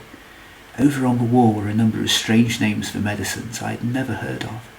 Over on a cabinet were glass vials with our names marked on each bottle that seemed to contain our blood. Instinctively I pressed my hand to my shoulder and felt a mark there. Taking in the room as best I could so that I could describe it again later, I padded over to the next room, which seemed to be a staff room, with plump chairs and cushions, and a quite hideously large supply of tea and biscuits that made me wonder for a brief moment if the Doosbury Giant worked there. The window looked out on an extremely lush garden that had obviously had some money spent on it. It really angered me that these adults had all this space and luxury, while we children spent our time running round the same 2 rooms and tiny yard. After all, they were here for our benefit, not the other way round. No one was here, though, so I continued on. Next door was the headmaster's office. 3 headmasters' office to be exact, so he did exist. I felt my tail curl up in fright. He was a Belobrat I had never seen before, smoking 3 big cigars and checking numbers with a calculator. And there, crouching in front of his desk, was Robin. She looked up when she saw me walk in and put a finger to her lips. He hadn't seen me come in, but I guess I was an expert at being quiet. Seeing my chance, I nipped behind the other side of the headmaster's desk, where his litter bin was, and stuck my tail out. Nodding to Robin, I went to yank it, and sent the heap of cigar ends and screwed up bits of paper crashing to the ground, while the 2 of us ran in the other direction. "Quick," puffed Robin in the corridor, "before the caretaker wakes up," and she picked me up and all but hauled me towards the ventilation shaft where she put me up. "You'll be safe here, Colin," she whispered. "There's just 3 important things I need to do." Before I could stop her, she nipped back into the first room. With the door open, I could see that she was emptying a box of little pieces of paper and redistributing them out of one box into lots of little ones. Looking closer, I could see that these were our house team points. Robin, it seemed, had gathered an impressive -30 points in just 2.5 days here, while I was on -48, all of which was now null and void. "Margalo's going to flip her antlers," she grinned at me as all the minus points ended up in the Maggrump's box. Robin then took Archulus's objects out of the bag she carried round her waist and pointed it towards the open pages of a little book, pressing a tiny button on the side of it. Finally she picked up a heavy-looking box from the floor. "The red weed," she hissed. "I found it earlier, but thought I'd come back for it as it's heavy. I was just checking the last room when I came across the headmaster." Suddenly there was a most horrifying sight. Walking towards us was Mrs. Maggrumph, looking horrific and with curlers in her antlers. I jumped down to try and shut the door, but the Maggrumph saw me and walked in after us both. Robin quickly hid her objects behind her back. "What are you doing in here?" snapped Mrs. Maggrumph. "No pissy children allowed! Away, you be towed! I mean towed! Now look what you did! You ruined my rhyme as well as wasting my time! I blame this all on you and I don't feel well at all! Oh, oh, oh, shoo!" We got lost," said Robin. "I've been looking for behind the store." The geography lesson," explained Robin. "That doesn't seem a very promising start to your geographical education, does it? Getting lost," explained Mrs. Maggrumph. "-3 house points each for the laundry. I'm making me cross. Now back through the store before I deduct any more. I've been glad I've taken her off, so I've not been quite so tough. I shall be back in the morning though, and don't wish you know any more. Away with you too. Shoo!" She opened the door to the great hall, and the 2 of us made out as if we'd come through there earlier. She slammed it behind us loudly. Robin and I looked at each other. "That was great," she said, lurching round the hall and half dancing. "I'm so glad I put an extra few slips of paper in our boxes, Colin. We're all on +1 now. Well, Margalo is on about -140. She'll get detention for sure. And it looks like we're all going on that trip after all." I opened my mouth to tell her about what I'd overheard and just how dangerous staying here would be, but Robin was too busy leafing through the box Archulus had given her. "Good," she said. "My photographs have all come out. Hopefully Archulus or Elfrida will be able to work out what's going on from these." Finally, I stuffed my notes of the conversation I'd overheard between Jack Clandusprod and Mrs. Maggrumph under her nose. "Oh," said Robin. "That's not good." I could hear that Mr. Clandusprod was moving to put the classroom lights up, so I tugged at Robin's sleeve and pulled her into class, the pair of us rejoining our desks, just in time. A very confused-looking Mr. Clandusprod was staring at the class. "What a most extraordinary class," he said. "I don't know what to make of it at all. Some of you are even braver and smarter than I suspected." He smiled at me directly. "Some of you are way thicker," he glanced ever so briefly at Margalo, "and some of you are every bit as thorough as I'd come to expect." He half glared at Archulus. "Still, you all get house points for your work, and Robin gets them too, because although she didn't get to say anything, she sat there quietly as good as gold, the whole lesson through. I wouldn't have known she was there. Now, Horace the caretaker should be in with the house team points result soon. We can see who's going on the trip just as soon as I have these last few points. How exciting! I wonder which of you aliens will get positive numbers and get to go. I really, really hope, for your sakes, that it's as many of you as possible. I asked Horace to come in with the box the day before yesterday, so by my reckoning he should be back any time now. Oh yes, here he is. Horace sleepwalked into the classroom, bent double, the box in his hands. Ow! He cried. My pink gossels are doing me a right mischief, they are, this thing, so heavy, so blooming heavy. Oh dear. Did you add our points? Bettina mouthed to us out of the corner of 3 mouths. Robin nodded. Margalo had already turned round in her seat to face us, tongue sticking out, to enjoy a moment she expected would be triumphant. The house team going on a visit to the Decreeta Museum is a tie! Margalo's face fell. With a full 10 positive points each, it's the Agrosians, Belobrats, Camalosians, Clandusprods, Doosbury Giants, Glabdiharbits, Habridats, Humans, Mekkions and Mrasianart. Congratulations all of you! Margalo, I'm shocked. You're on minus 72. You Maggrumph must try harder next time. By now Margalo's face was frozen with shock. But, I know that isn't true, She insisted. I got my lord to count the team points just the other day. The others can't have been awarded as many as me in that short time. Mr. C frowned. Well, that was very naughty of you. No one is allowed to ask how many team points they have in case it reflects badly on the other classes. Shame on you, Margalo. For that I would deduct points anyway. But, Stammered Margalo, while the rest of us cheered. We're going on a trip. yelled Bettina, I don't believe it. said Hermione. Would be a shuttle big enough to take us, sir? Asked Archulus, ever practical. Important questions first. Do we get to take sandwiches? Asked XXXX. No, said Mr. C, smiling. Mrs. Maggrumph is in charge of your trip, while I do important business here, so hold your questions for her. Impressive work, class. Well, most of you. Head off for your rest period now, before lights out. Class dismissed. Once Margalo had rushed back to her mother sobbing, everyone gathered round Robin and I in great excitement and talked at once. What happened? Why were you so long? Did you get everything? Thank goodness you're both safe. I was so worried. Did you see the look on Margalo's face? Literally the easy part. We had to listen to Archulus talk about flipping universalism 3 times. I'll be saying it in my sleep from now on. Let's talk over supper. I'm hungry. Minutes later we were gathered round the food replicators. There were only XXXX was eating. Clan meeting in session. Called Bettina. Did you get everything, Robin? The human reached into a bag. First fish, she said, pulling out the red weed. It glowed ominously. My goodness. Breathed Archulus, getting out a microscope from somewhere about his person and attaching it to his eye socket. I never would have believed it. I think this is Universalian. Yeah. Said Bettina. I've heard enough about that for one day. I know how you get sometimes, Archulus. You're obsessed. No, He said. seriously, I've never seen 11 elements fused together to make a compound the way they are in this stuff. Except it isn't. Not completely. All the elements are there, but it's in what you might call in chemical hibernation, as it's missing a process to make all the compounds fuse and come alive. It's like the ingredients are all there, sitting in the bowl, but don't just turn the oven on. I wonder what that oven would be. Fascinating. Is it safe? Asked Robin, wringing her hands nervously. Oh, not the slightest. Said Archulus enthusiastically as everyone shrank away.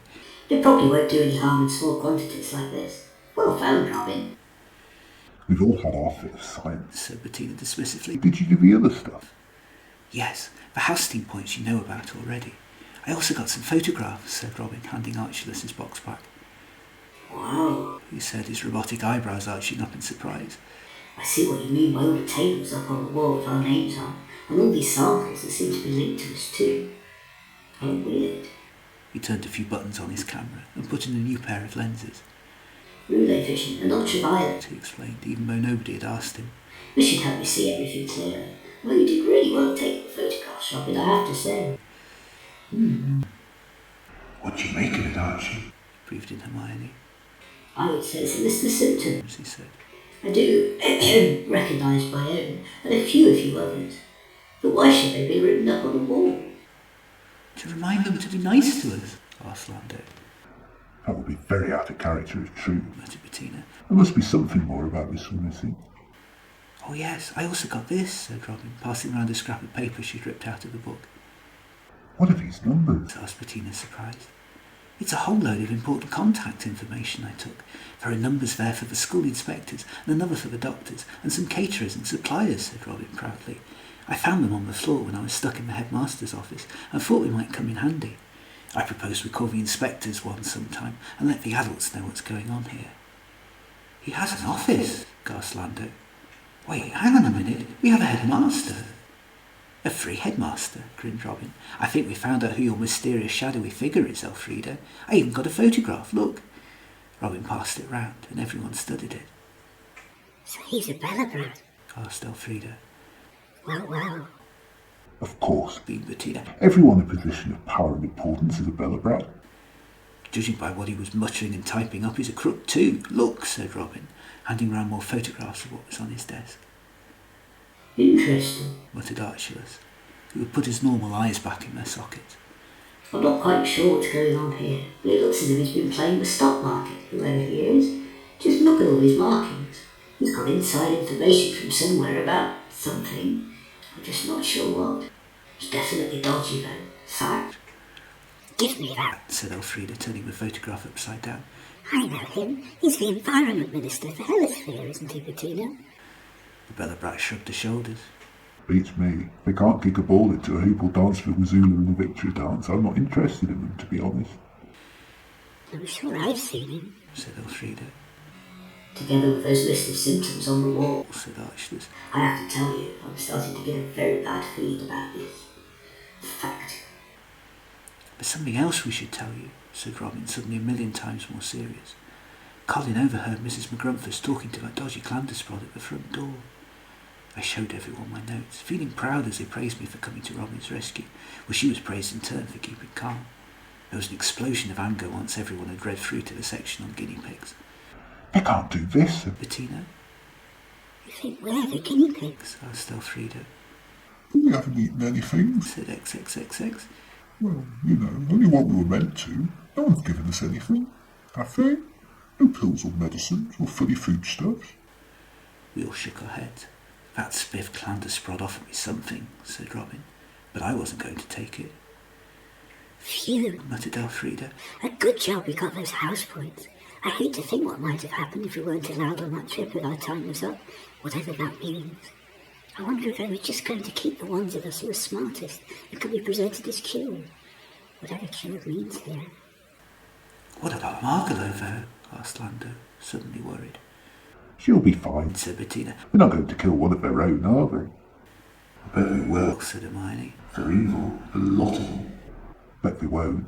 Will. Won't. Will. Won't. Will. Won't. What even are guinea pigs? Asked Jake. They sound scary. It's an earth expression, explained Robin. They're small and furry creatures, very similar to Glabdiharbits, in fact. Oh, Jake squeaked. not scary. Only bad humans used to test things on them, so they would be safe for other humans. Guinea pigs became an expression for a test subject. It is scary. Quaked Jake. I knew it. Our poor old cousins. Wait a minute. Asked Elfrida. You mean to say you're planet testing one species to see how things would affect a lot of humans? That makes no sense. Might as well test a duvet on a Doosbury Giant to see how it affects his Glabdiharbit, or ask a Mekkion to write some poetry, or ask a Clandusprod to ballet dance. Hey, said Robin defensively. Never said I was proud of my species. Those legs are not surprised, muttered Hermione. All right, this is no time for division, interrupted Lando. This is serious. Just what are they playing at? What do we do about it all? Bettina looked into the middle distance, weighing up what to say as everyone naturally turned to her. We get on that trip, which thanks to what Penguin and Colin have managed should be the easy bit.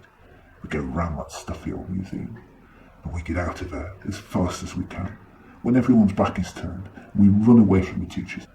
Maybe we can get back to the space shuttle and steal it. Maybe we run away and hide. I honestly don't know. We have to do something, and quick. Hey, said Robin to break the awkward silence. You were about to call me Penguin just then. Once a penguin, always a penguin. Bettina smiled. You did good today, though, you two. In fact, everyone did. You all played your part superbly. It's great when we all work together, said Lando. It really feels like we're a clan. We are, said Bettina. We're Clan 5C, and we're unbreakable, whatever it is these adults are up to. It was an hour later, an hour that had been spent mostly in front of a TV trying not to think about the big events of the day, and half-heartedly watching a not terribly interesting documentary called Tomorrow's Universe Today about grooming algebraics. Blotchy had chosen to rest on Robin's knee. High praise indeed, as the algebraif didn't go near many people. He certainly didn't go near me, Perhaps because I found him eating my pencils one day and shooed him away. The reporter on the TV was discussing the sudden increase in intelligence in algebraphs over the past few weeks, in particular pockets of the universe, with high variations from one generation to the next, but couldn't explain it. That's true, said Elfrida. I've noticed that old Blotchy was a lot smarter than he was when we first got him. Well, said Bettina defensively on his behalf. he was just a puppy back then. He's bound to get smarter with experience and age. Why? Scoffed Hermione. That's not necessarily true of any of us now, is it? If you look at the adults around us, they tend to get stupider with age, not smarter. All species peak at our age, if you ask me, before corruption and arrogance has time to set in. There was general murmuring from everyone. Point taken, said Elfrida. But I think Blotchy might be special, even for an algebra. When we first got him, all he was interested in was eating and chasing his own tail. Very sensible, said XXXX, looking round in a panic, with a tail he didn't have. Yes, but look at him now, said Elfrida, as Robin was teaching him to do tricks. Even his half sentences are making more sense nowadays. You're looking rough today, Blotchy barked. Ha ha ha ha ha. Oh, listen, Hermione, giggled Bettina. He's funnier than you already. Hardy ha ha, said Hermione icily. Moving on, said Lando, trying to avoid an argument. I think it's just evidence of how much species can blossom if they're looked after by someone and cared for. Just look at the ways in which you've atrophied being in this awful, awful school. It's full-time work having to look over your shoulder at what the adults are doing to you all the time. Adults will never understand how tiring it is to have no power, to see it used so poorly around you, sighed Elfrida. And even if they were like that when they were our age, they all seem to forget so quickly and take sides against us when they become adults. It's like it's generational amnesia or something. Logically, exactly the same now as I will be when I'm older, said Archelaus. Bar the low variation of knowledge based on accumulated experience, which amounts to very little in the grand scheme of things, fact. Well, said Robin, I don't know what Blotchy was like before I got here. All I know is that he's a very clever boy now. Yes, you are. Bettina made a motion to the rest of the class, and they slowly filtered out, leaving just Robin, XXXX, and me, sitting in front of the TV. That looks nice, said the Doosbury Giant hungrily when a commercial for algebra food came on. I wonder if I can get it on the food replicators. I'm just popping out for a minute. We heard him pad his way over to the kitchen and, finding it locked, headed over to the bathroom. We both pretended not to hear what he was up to next. Hey, said Robin to me, where did everybody go? I shrugged my shoulders. She looked up. No one was around, except Hermione, who saw Robin looking at her and backed into the kitchens quickly. Why is everyone being so secretive all of a sudden? Asked Robin. I shrugged. She looked back over my notes, glancing at them as if trying to find that I knew something she didn't. But as I was as much in the dark as she was, she sat back down again. I don't like this, Colin, she said. First the adults try and keep secrets from us, and now the rest of the classes too. There's never a good reason to keep secrets. I'm starting to become distrustful in my old age. I opened my mouth to point out she was only as old as I was, but shut it again. She turned the television off and skulked over to the kitchen, just as XXXX was walking past, looking thinner. There's something going on in there, said Robin. Any idea what it is? XXXX looked puzzled. Pudding? He asked hopefully. Something a bit stranger than that, I fear, said Robin with a sigh. You want to see what my puddings taste like, said XXXX. Look, if you're going inside, could you find out what's happening and let us know? I hate being shut out and in the dark. I really thought I was one of you now. XXXX smiled. Don't worry, he said. Eat pastries, that's my motto. But he walked into the kitchen, to much groaning.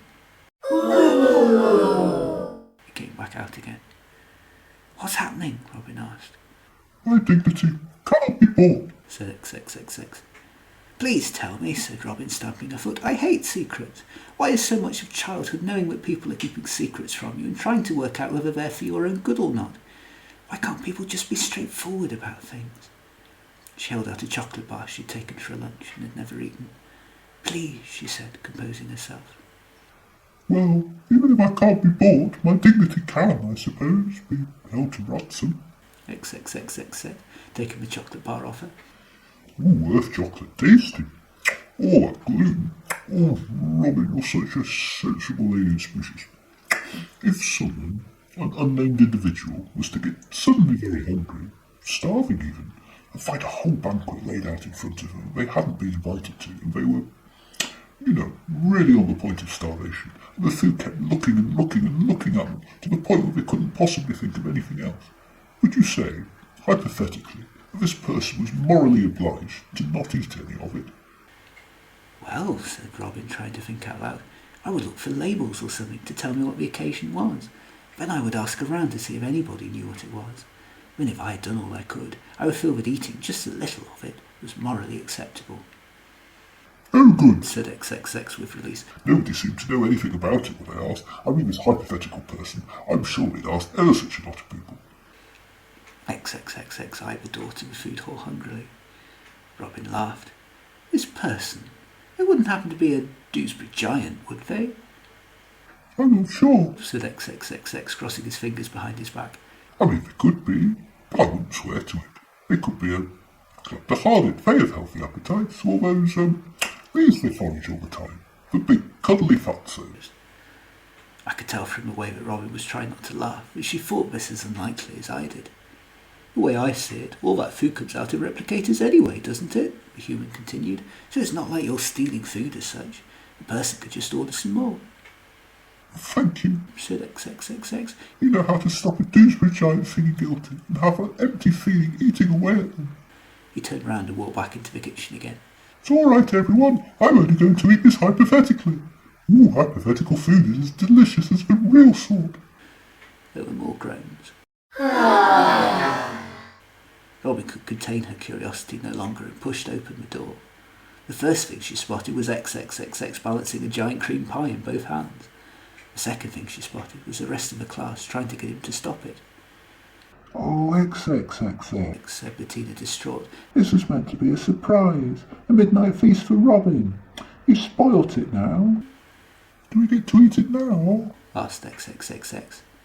Yeah, said Hermione, rolling her feathery eyes. We're going to have it at 10 in front of the teachers. That's totally why they call it a midnight feast. Oh, goody, said XXXX. Doosbury Giants, chuckled Hermione to Robin. They're wonderful in lots of ways, but I forget they don't understand the concept of sarcasm. Clandusprod too, actually. They're both so honest and trusting. Everyone else here gets my sarcastic humour, though. I hope humans do too. Yes, very much so, said Robin. Oh, sorry. I mean, yeah, right, everyone else gets it, she added in an echo of the Habridat's earlier voice. Hermione laughed. Bettina was dismayed. Oh, Robin, she said. This was all meant to be for you. A treat, to say thank you for everything you've done for us, and how glad we are to have you in our class. We didn't dare tell Colin in case he wrote it down and spoiled it, or XXXX in case he came in and ate everything. Which he has. He eats too much as it is. Do not, said XXXX between mouthfuls. Do too. Do not. Do too. That's all right, said Robin, patting the Doosbury Giant. It's all replicated food. We'll just make some more. It's the thought that counts. That was a most wonderful thought. Thank you, everybody. Weirdly, she began leaking from the eyes again. This Earth thing, I thought it was only supposed to happen when she was sad. She certainly didn't look sad, beaming away at us fully for the first time since she'd arrived on Orpheus. Yes, Bettina. We worked hard setting that lot up for you. 5 whole minutes. Why, at our age, that's practically a day in adult terms. Robin positively glowed. I appreciate the gesture much more than I would the food. It all tastes a bit tangy. Guess I'm just not used to replicator food yet. I'm glad someone enjoyed my party, though. She laughed at XXXX, who had stopped mid-pie. There you are, Elfrida said to Bettina. We've all said that now during our first week before we get used to it. Even Margot. They must have installed those replicators wrong, or something.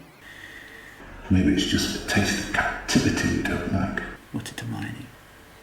Do all Doosbury Giants see this much? Asked Robin, batting XXXX on the hand, as the Doosbury Giant was looking a tad guilty. Yes, no, but sort of. I have a complex relationship with food. Some days it brings me comfort and reminds me of home, so I take great delight from it. Life on Doozies wasn't just about the food, but the company, and I miss that a lot, so some days I don't eat at all. Some days I feel like both at once, so I get confused and make myself sick. You mean you eat too much? Asked Robin. No, Said XXXX sadly. I mean, I eat more than I should, and then go to the bathroom to make it so that I've eaten less. That way I'll get to enjoy the best of both worlds. I'm still rather skinny for Doosbury Giant. That's sad, said Robin. I'm sorry. I hope we can be your company from now on, so you can feel that warm glow again, without the food. Thank you. Said XXXX gratefully. I've crashed everyone's party since I first came here, including my own, and no one has been as nice about it as you. Robin grinned. I could understand the not eating part. It feels like my stomach has been tied in knots the past few days with everything that's happened. Too many emotions for a small human to carry. I wish I could be more like a Mekkion. She stared up through the door into the hall and a tiny window in the top of the building, and sighed. I wonder who's eating in my old kitchen right now. Before she could think too hard, though, Bettina was tapping her on the shoulder. Hey, Penguin, I thought this was supposed to be a party. Come dance with us. She stopped, concerned. You can dance with dyspraxia, can't you? I wasn't being offensive. Yes, laughed Robin, after a fashion, and in my own way anyway. Everybody copy me! She laughed away, whirling herself round the room, no longer upset when she fell over or stubbed a toe on a wall or dropped something she was meant to be eating, because everyone was doing it. Should we have some music? She asked on picking herself up. Or would that disturb the teachers? Bettina shrugged. I know Elfrida used to have some songs on a pineapple iPod, but XXXX thought it was a real piece of fruit and ate it. Nobody else's anymore, sadly. I've got some somewhere, said Robin. You won't eat this one, will you? She asked XXX. It looks a bit like a lozenge, but it wouldn't taste very nice. Lozenges you can keep, said XXXX, sticking his tongue out. Medicine doesn't count as food, even the liquid that tastes of bananas. Though I wouldn't say no if someone did make that into food one day. Oh, do you have any opera? I like a good Doosbury opera, I do. What happens in a Doosbury opera? Asked Robin nervously. People get sick or upset and stab each other a lot, and then they all have a big meal. No, sorry, Robin flipped through her MP90 player. I sat down next to her and took notes as she scrolled past such records as Universally Yours, the Intergalactic Peace Orchestra's Greatest Hits, the bootleg Belobrat Beatles, Pink Floyd The Wall, the Hollies 531-7704, Paul Maggrumph 3, Maggrumph 34, the Mekkion Sim Kraftwerk, more of the Mrasianart Monkeys, Camalosian Stevens, Teaser and the Fire Argibrath, and Glabdiharbit and Human, a Clandusprod Glabdiharbit Agrosian human supergroup. What's that one? Elfrida asked as a picture of the Spice Glabdiharbits flashed past. Oh no, Said Jake. they're a bit squeaky for my tastes. Robin continued to look through her collection.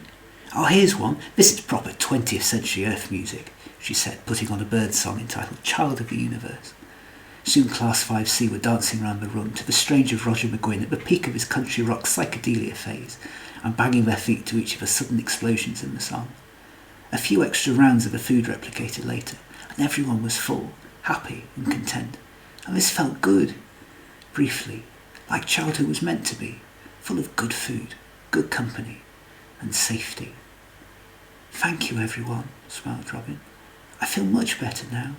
As awful as it is that any of us have to be here, I had to be stuck in 3 rooms with a load of strangers. I'm glad it was you. Whose turn is it tonight for a story? Asked Elfrida. Jake, Said Archelaus, consulting his rotor. Oh, dear. Squeaked the Glabdiharbit, pushing himself back further into his pillow fort. I'm afraid of public squeaking. Bettina, for one, was shocked. But Jake, 800 haphazard Habridats on a hoverboard. Last night you did one of the bravest things any of us has ever seen. You single-handedly went into the dark for a ventilation shaft where 2 of her classmates had disappeared, for all we knew had gone to their certain doom, and helped rescue them. After that, talking to your friends must seem like a piece of cake. What sort of cake? Asked XXXX hungrily. Courage cake. Said Elfrida. What sort of a cake is a courage cake? Asked XXXX, getting out the notebook he used for recipes. Elfrida flapped her wings. I don't know what sort of a cake. It's meant to be metaphorical. Maybe it's got a tough but firm outside, covering up a soft centre made up of love. What sort of shape is metaphorical again? XXXX really wasn't letting this go. Bettina was tapping her feet. Meanwhile, back on planet Orpheus, we were discussing Jake's story. Oh, come on, Furball. We're desperate to hear about some of your culture, just as you learnt about ours. Surely there's a traditional story about bravery you can tell us. Jake poked his nose out of his pillow fort. Well, there is the story of the knights under the round table, He said. Oh, that sounds good. Said Bettina, settling down. back in the days of old, well, a few centuries ago anyway, Jake continued. when knights were bold, well, boldish, and we weren't yet brave enough to overthrow the feudal system, we lived in a land named Camalosian. It was also a time when it was fashionable for Glabdiharbit names to begin with different letters, and there lived two rulers named King Arthur Squeaky and Queen Guinevere Glabdiharbit. They ruled the world from under their royal table. He had been chosen as king because he had successfully managed to pull a sword from a stone table. Well, legend tells us that it was a stone. Some historians think it might have been a butter knife that fell out of a doosier's cutlery drawer when they were manufacturing a particular table, but being so small it looked like a sword to us. Arthur Squeaky used to wield it to cut off the tops of carrots. The kingdom was growing at a huge rate back then, however, and even the biggest communal table in the land wasn't big enough for everyone to hide under. So King Arthur Squeaky hosted many trials to test if the bravest Glabdiharbits in the land were, and made them do lots of truly terrifying things. They had to stand still when someone yelled boo behind them. They had to forage for vegetables at the very furthest edges of a vegetable patch, and they had to stay the night under a table that some say was haunted. Well, at any rate, it made a lot of creaking noises, and it's not good when your source of safety is more terrifying than what made you hide under it in the first place. Historians have long since debated whether it was just down to shoddy workmanship, as we imported that table in from Habridat, but all you need to know is that at the time, everyone thought it was haunted. Anyway, the bravest 12 Glabdiharbits were given the royal garter of the legs, and each was made a knight under the table. They were the ones who slept nearest the door, and were first to go out on patrol and investigate when the interplanetary alarm sounded for whatever reason. Somebody coughing, singing, or stamping their feet too loudly, mostly.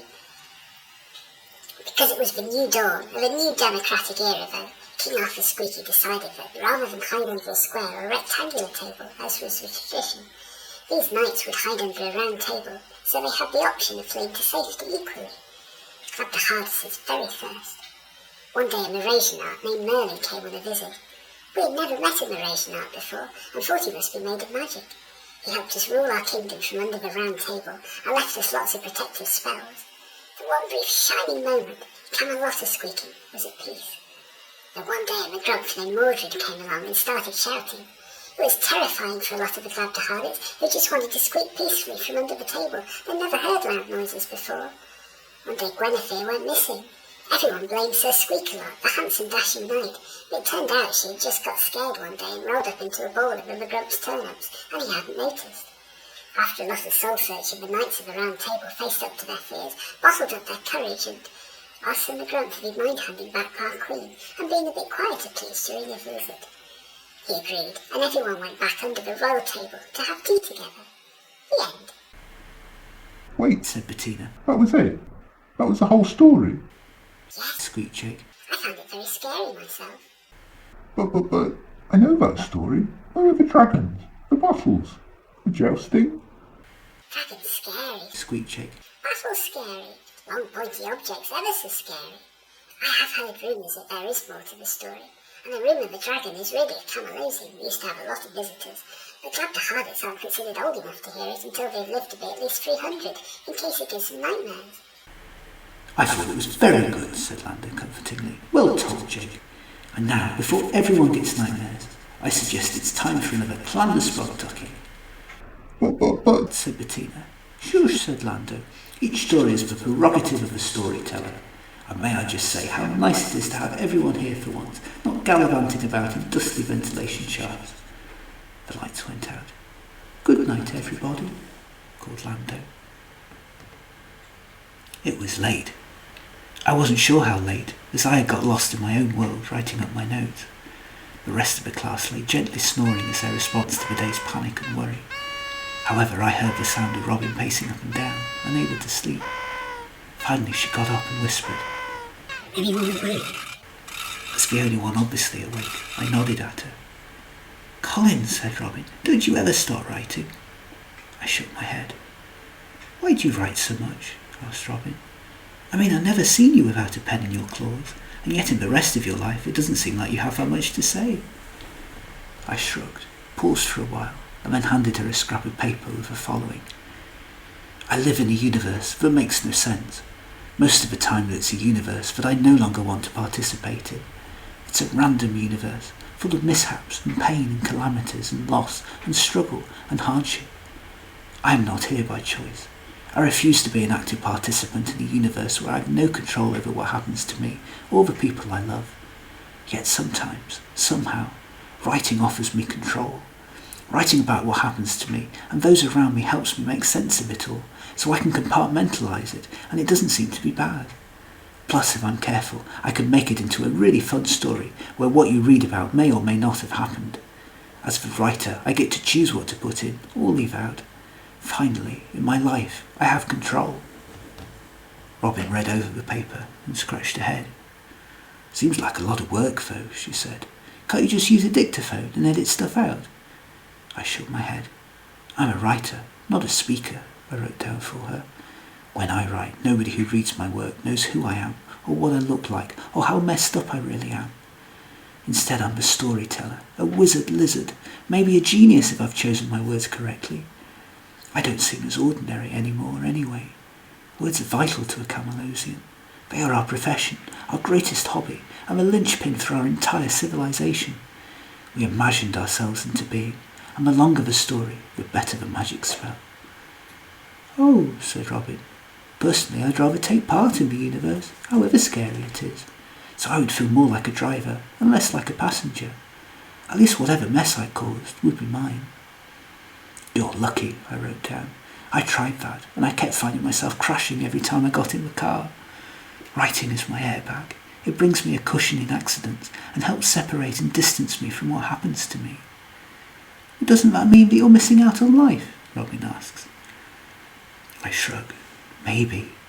To me, though, everyone else is missing out on the world inside their heads, and missing out on the potential of what could be, taking real life and building on it. You all live each day, and it's over, forgotten. Whereas to me, whenever I want to relive some good experience, I can just look over my notes, and when I have a bad day, I get to rewrite and embellish it, so that it becomes a good day anyway. Robin looked at the stack of papers beside my bed, which constituted today's notes. My cupboard was overflowing with similar sheets of paper. I picked up a piece from my last days on Camalosia, when I had been truly alone, before I came to Orpheus, shrugged, and crumpled it up into a ball. There you are, you see, I said. I have control over that too. To me that sad day no longer exists anymore. I've edited it out of my existence. Don't you get cramp writing all day long? Robin asked. No, I wrote. The secret to avoiding cramp is to write with all 4 claws in turn, so that they each have time to recover. Well, said Robin, rather you than me, I guess. I get bored doing 10 minutes of writing for my homework. Can't you do that with speech too, though? Asked Robin. I heard about your speech in class. I'm sorry I missed it, as it sounded really good. I shrugged and wrote back. I still don't like talking. It makes people look at me, or through me, judging the surface level I have little control over, whereas I only feel seen when I'm writing, and I've had the chance to go through all my ideas and lay them out properly, rather than being put on the spot. That's why something prepared I've worked on isn't too bad for me to read out. But ask me to improvise, and I'm hopeless and sound stupid. Also, the more I write down and observe, the less I'm asked to participate in class. After all, who's going to ask something of the only student busy scribbling down notes? And participating in class is scary, all those eyes looking back at you, especially in Mrs. Maggrumph' class. It's kind of useful in life too. A lot of things happen that I can't control and don't understand till later, when I have time to go back through all my notes and process them. I also feel as if I don't have much to say, so I don't. I watch other people say it instead and embellish their ideas. My writing is an ongoing partnership that way. As something happens to me, then I react to it. But doesn't that mean you're missing out on life? Robin asks. The way life has been so far, I'd much rather miss out on it, miss. I write back. But we don't get to see who you are when you're busy scribbling down what other people are doing and not doing things for yourself. I don't know who I am, I write back.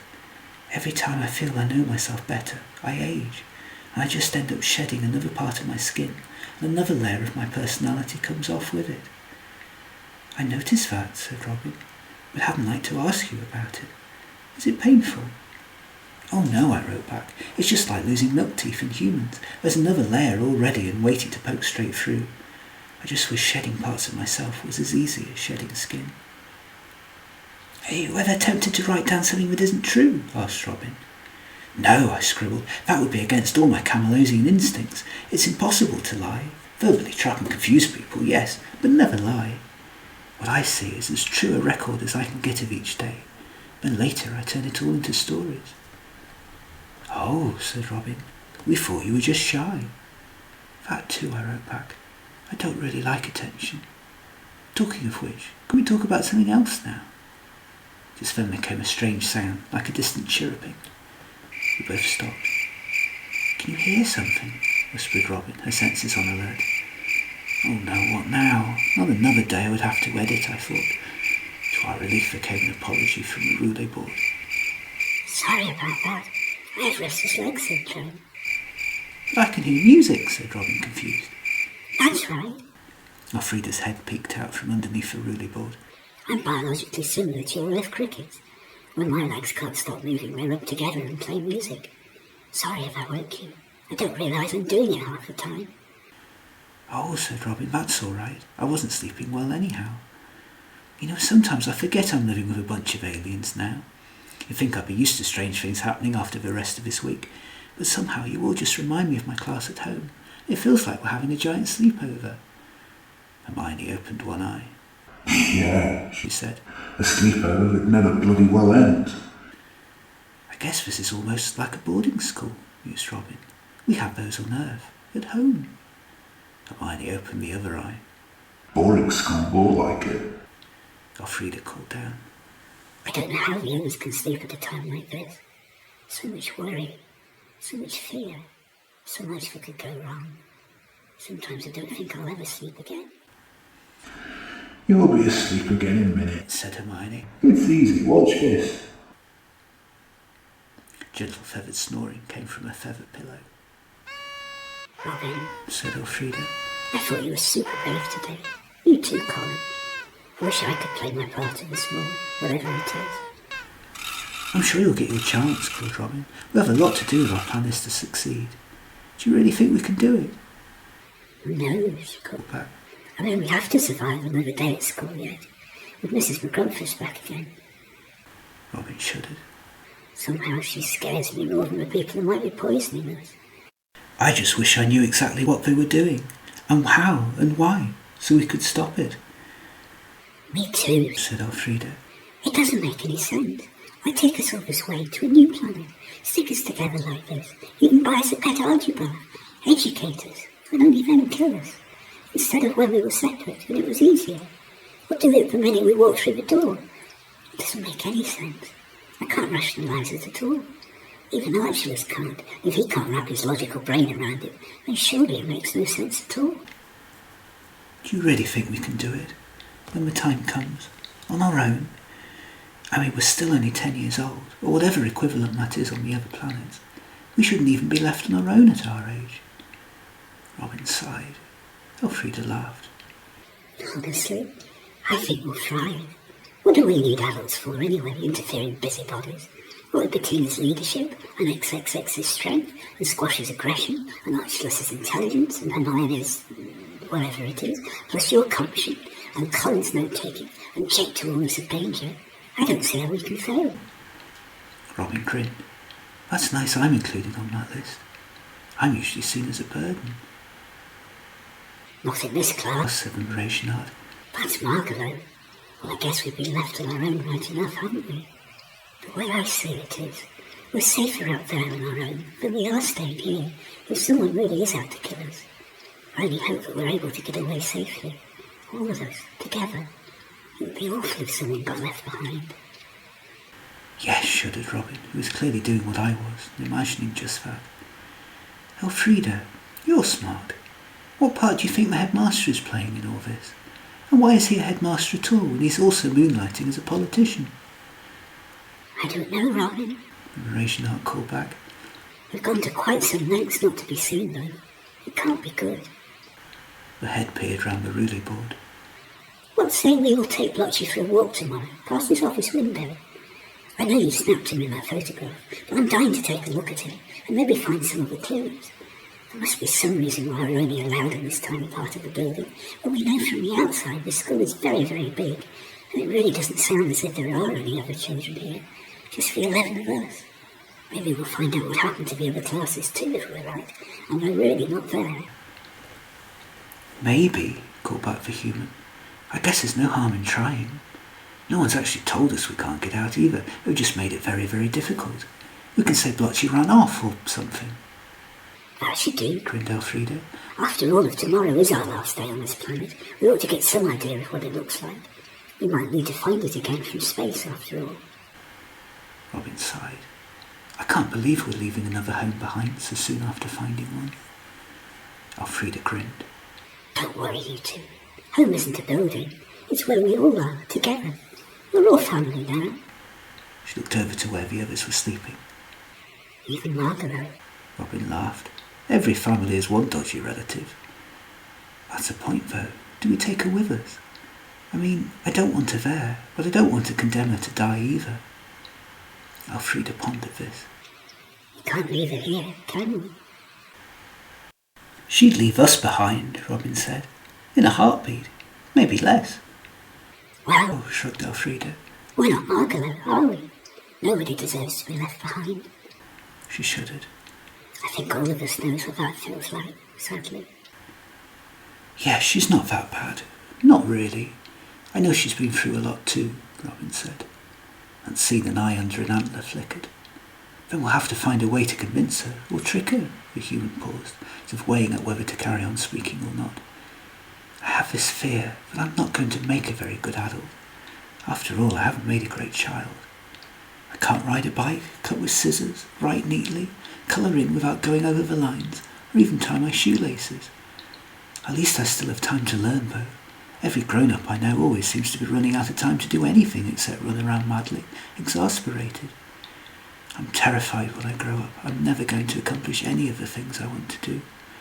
Not one. Elfrida smiled. That's a good one. A common fear of growing up, I think. We all have our own definitions of what it means to be grown up here. My own definition is realising that I'm going to be stuck doing the same thing for the rest of my life, despite having a whole universe out there to explore. The others will probably tell you theirs sometime. There was a general murmuring from the sleeping bodies who, despite Robin and Elfrida talking quietly, had seemed to listen into everything. I worry something's going to come along to wreck my fragile confidence, said Bettina. I worry I'm not going to be able to save the ones I love, said Lando. I worry that I'm going to be forced between making two logical decisions without being able to identify enough reasonable outcomes, said Archelaus. I worry I'm going to run out of food, said XXXX sleepily. I just worry. Squeaked Jake. I have a worry that I'll be grown up before I get any decent sleep because my classmates keep chatting through my entire childhood, shouted down Hermione, one eye open. Oops, said Robin. Good night, Elfrida. I'd better try and get some sleep. I do feel better now, though, thank you. She turned to me. Good night, Colin. Don't wear your pens out. I looked over at her, nodded, and grinned. She didn't know my Camalosian pens used renewable energy. Good night, Robin. You're the Mrasianart. I'm sure I'll get off to sleep quickly now. However, I still heard her legs play long into the night, long after my own light was off, and all my notes had been written up. I stared into Elfrida's lava lamp unseen, pretending that I was back amongst the volcanoes of Camalosia, before I finally dropped my pencil and went to sleep myself. I am still asleep as I write these words, but I have to tell you of a strange experience I had last night. My class, I know, will dismiss this as a recurring dream, but it didn't feel like a dream, not like the one I had last night. 3 shadowy figures, or was it the same person with 3 heads, seemed to sedate me with something in my tail, so that I was paralysed and couldn't move, then wheeled me away to a dark room. For some reason they baked me, or at least that's the closest term I could find to it, in some sort of giant oven that reminded me of the giant volcanoes on my homeworld, which made me feel all disorientated but strong, as if I had superpowers, and they tried all sorts of tests on me. Height, weight, heartbeats, and skin layering were all measured. My eyes were examined, along with knee and tail reflexes, and something was thrust under my tongue, all while I remained out of it, so much so I didn't even take any notes. They even started asking me questions in my sleep. To my shock, I found myself answering verbally, as directly as if I'd been a Belobrat or a human. Yes, I had felt no side effects since the last time they had done this to me. Last time?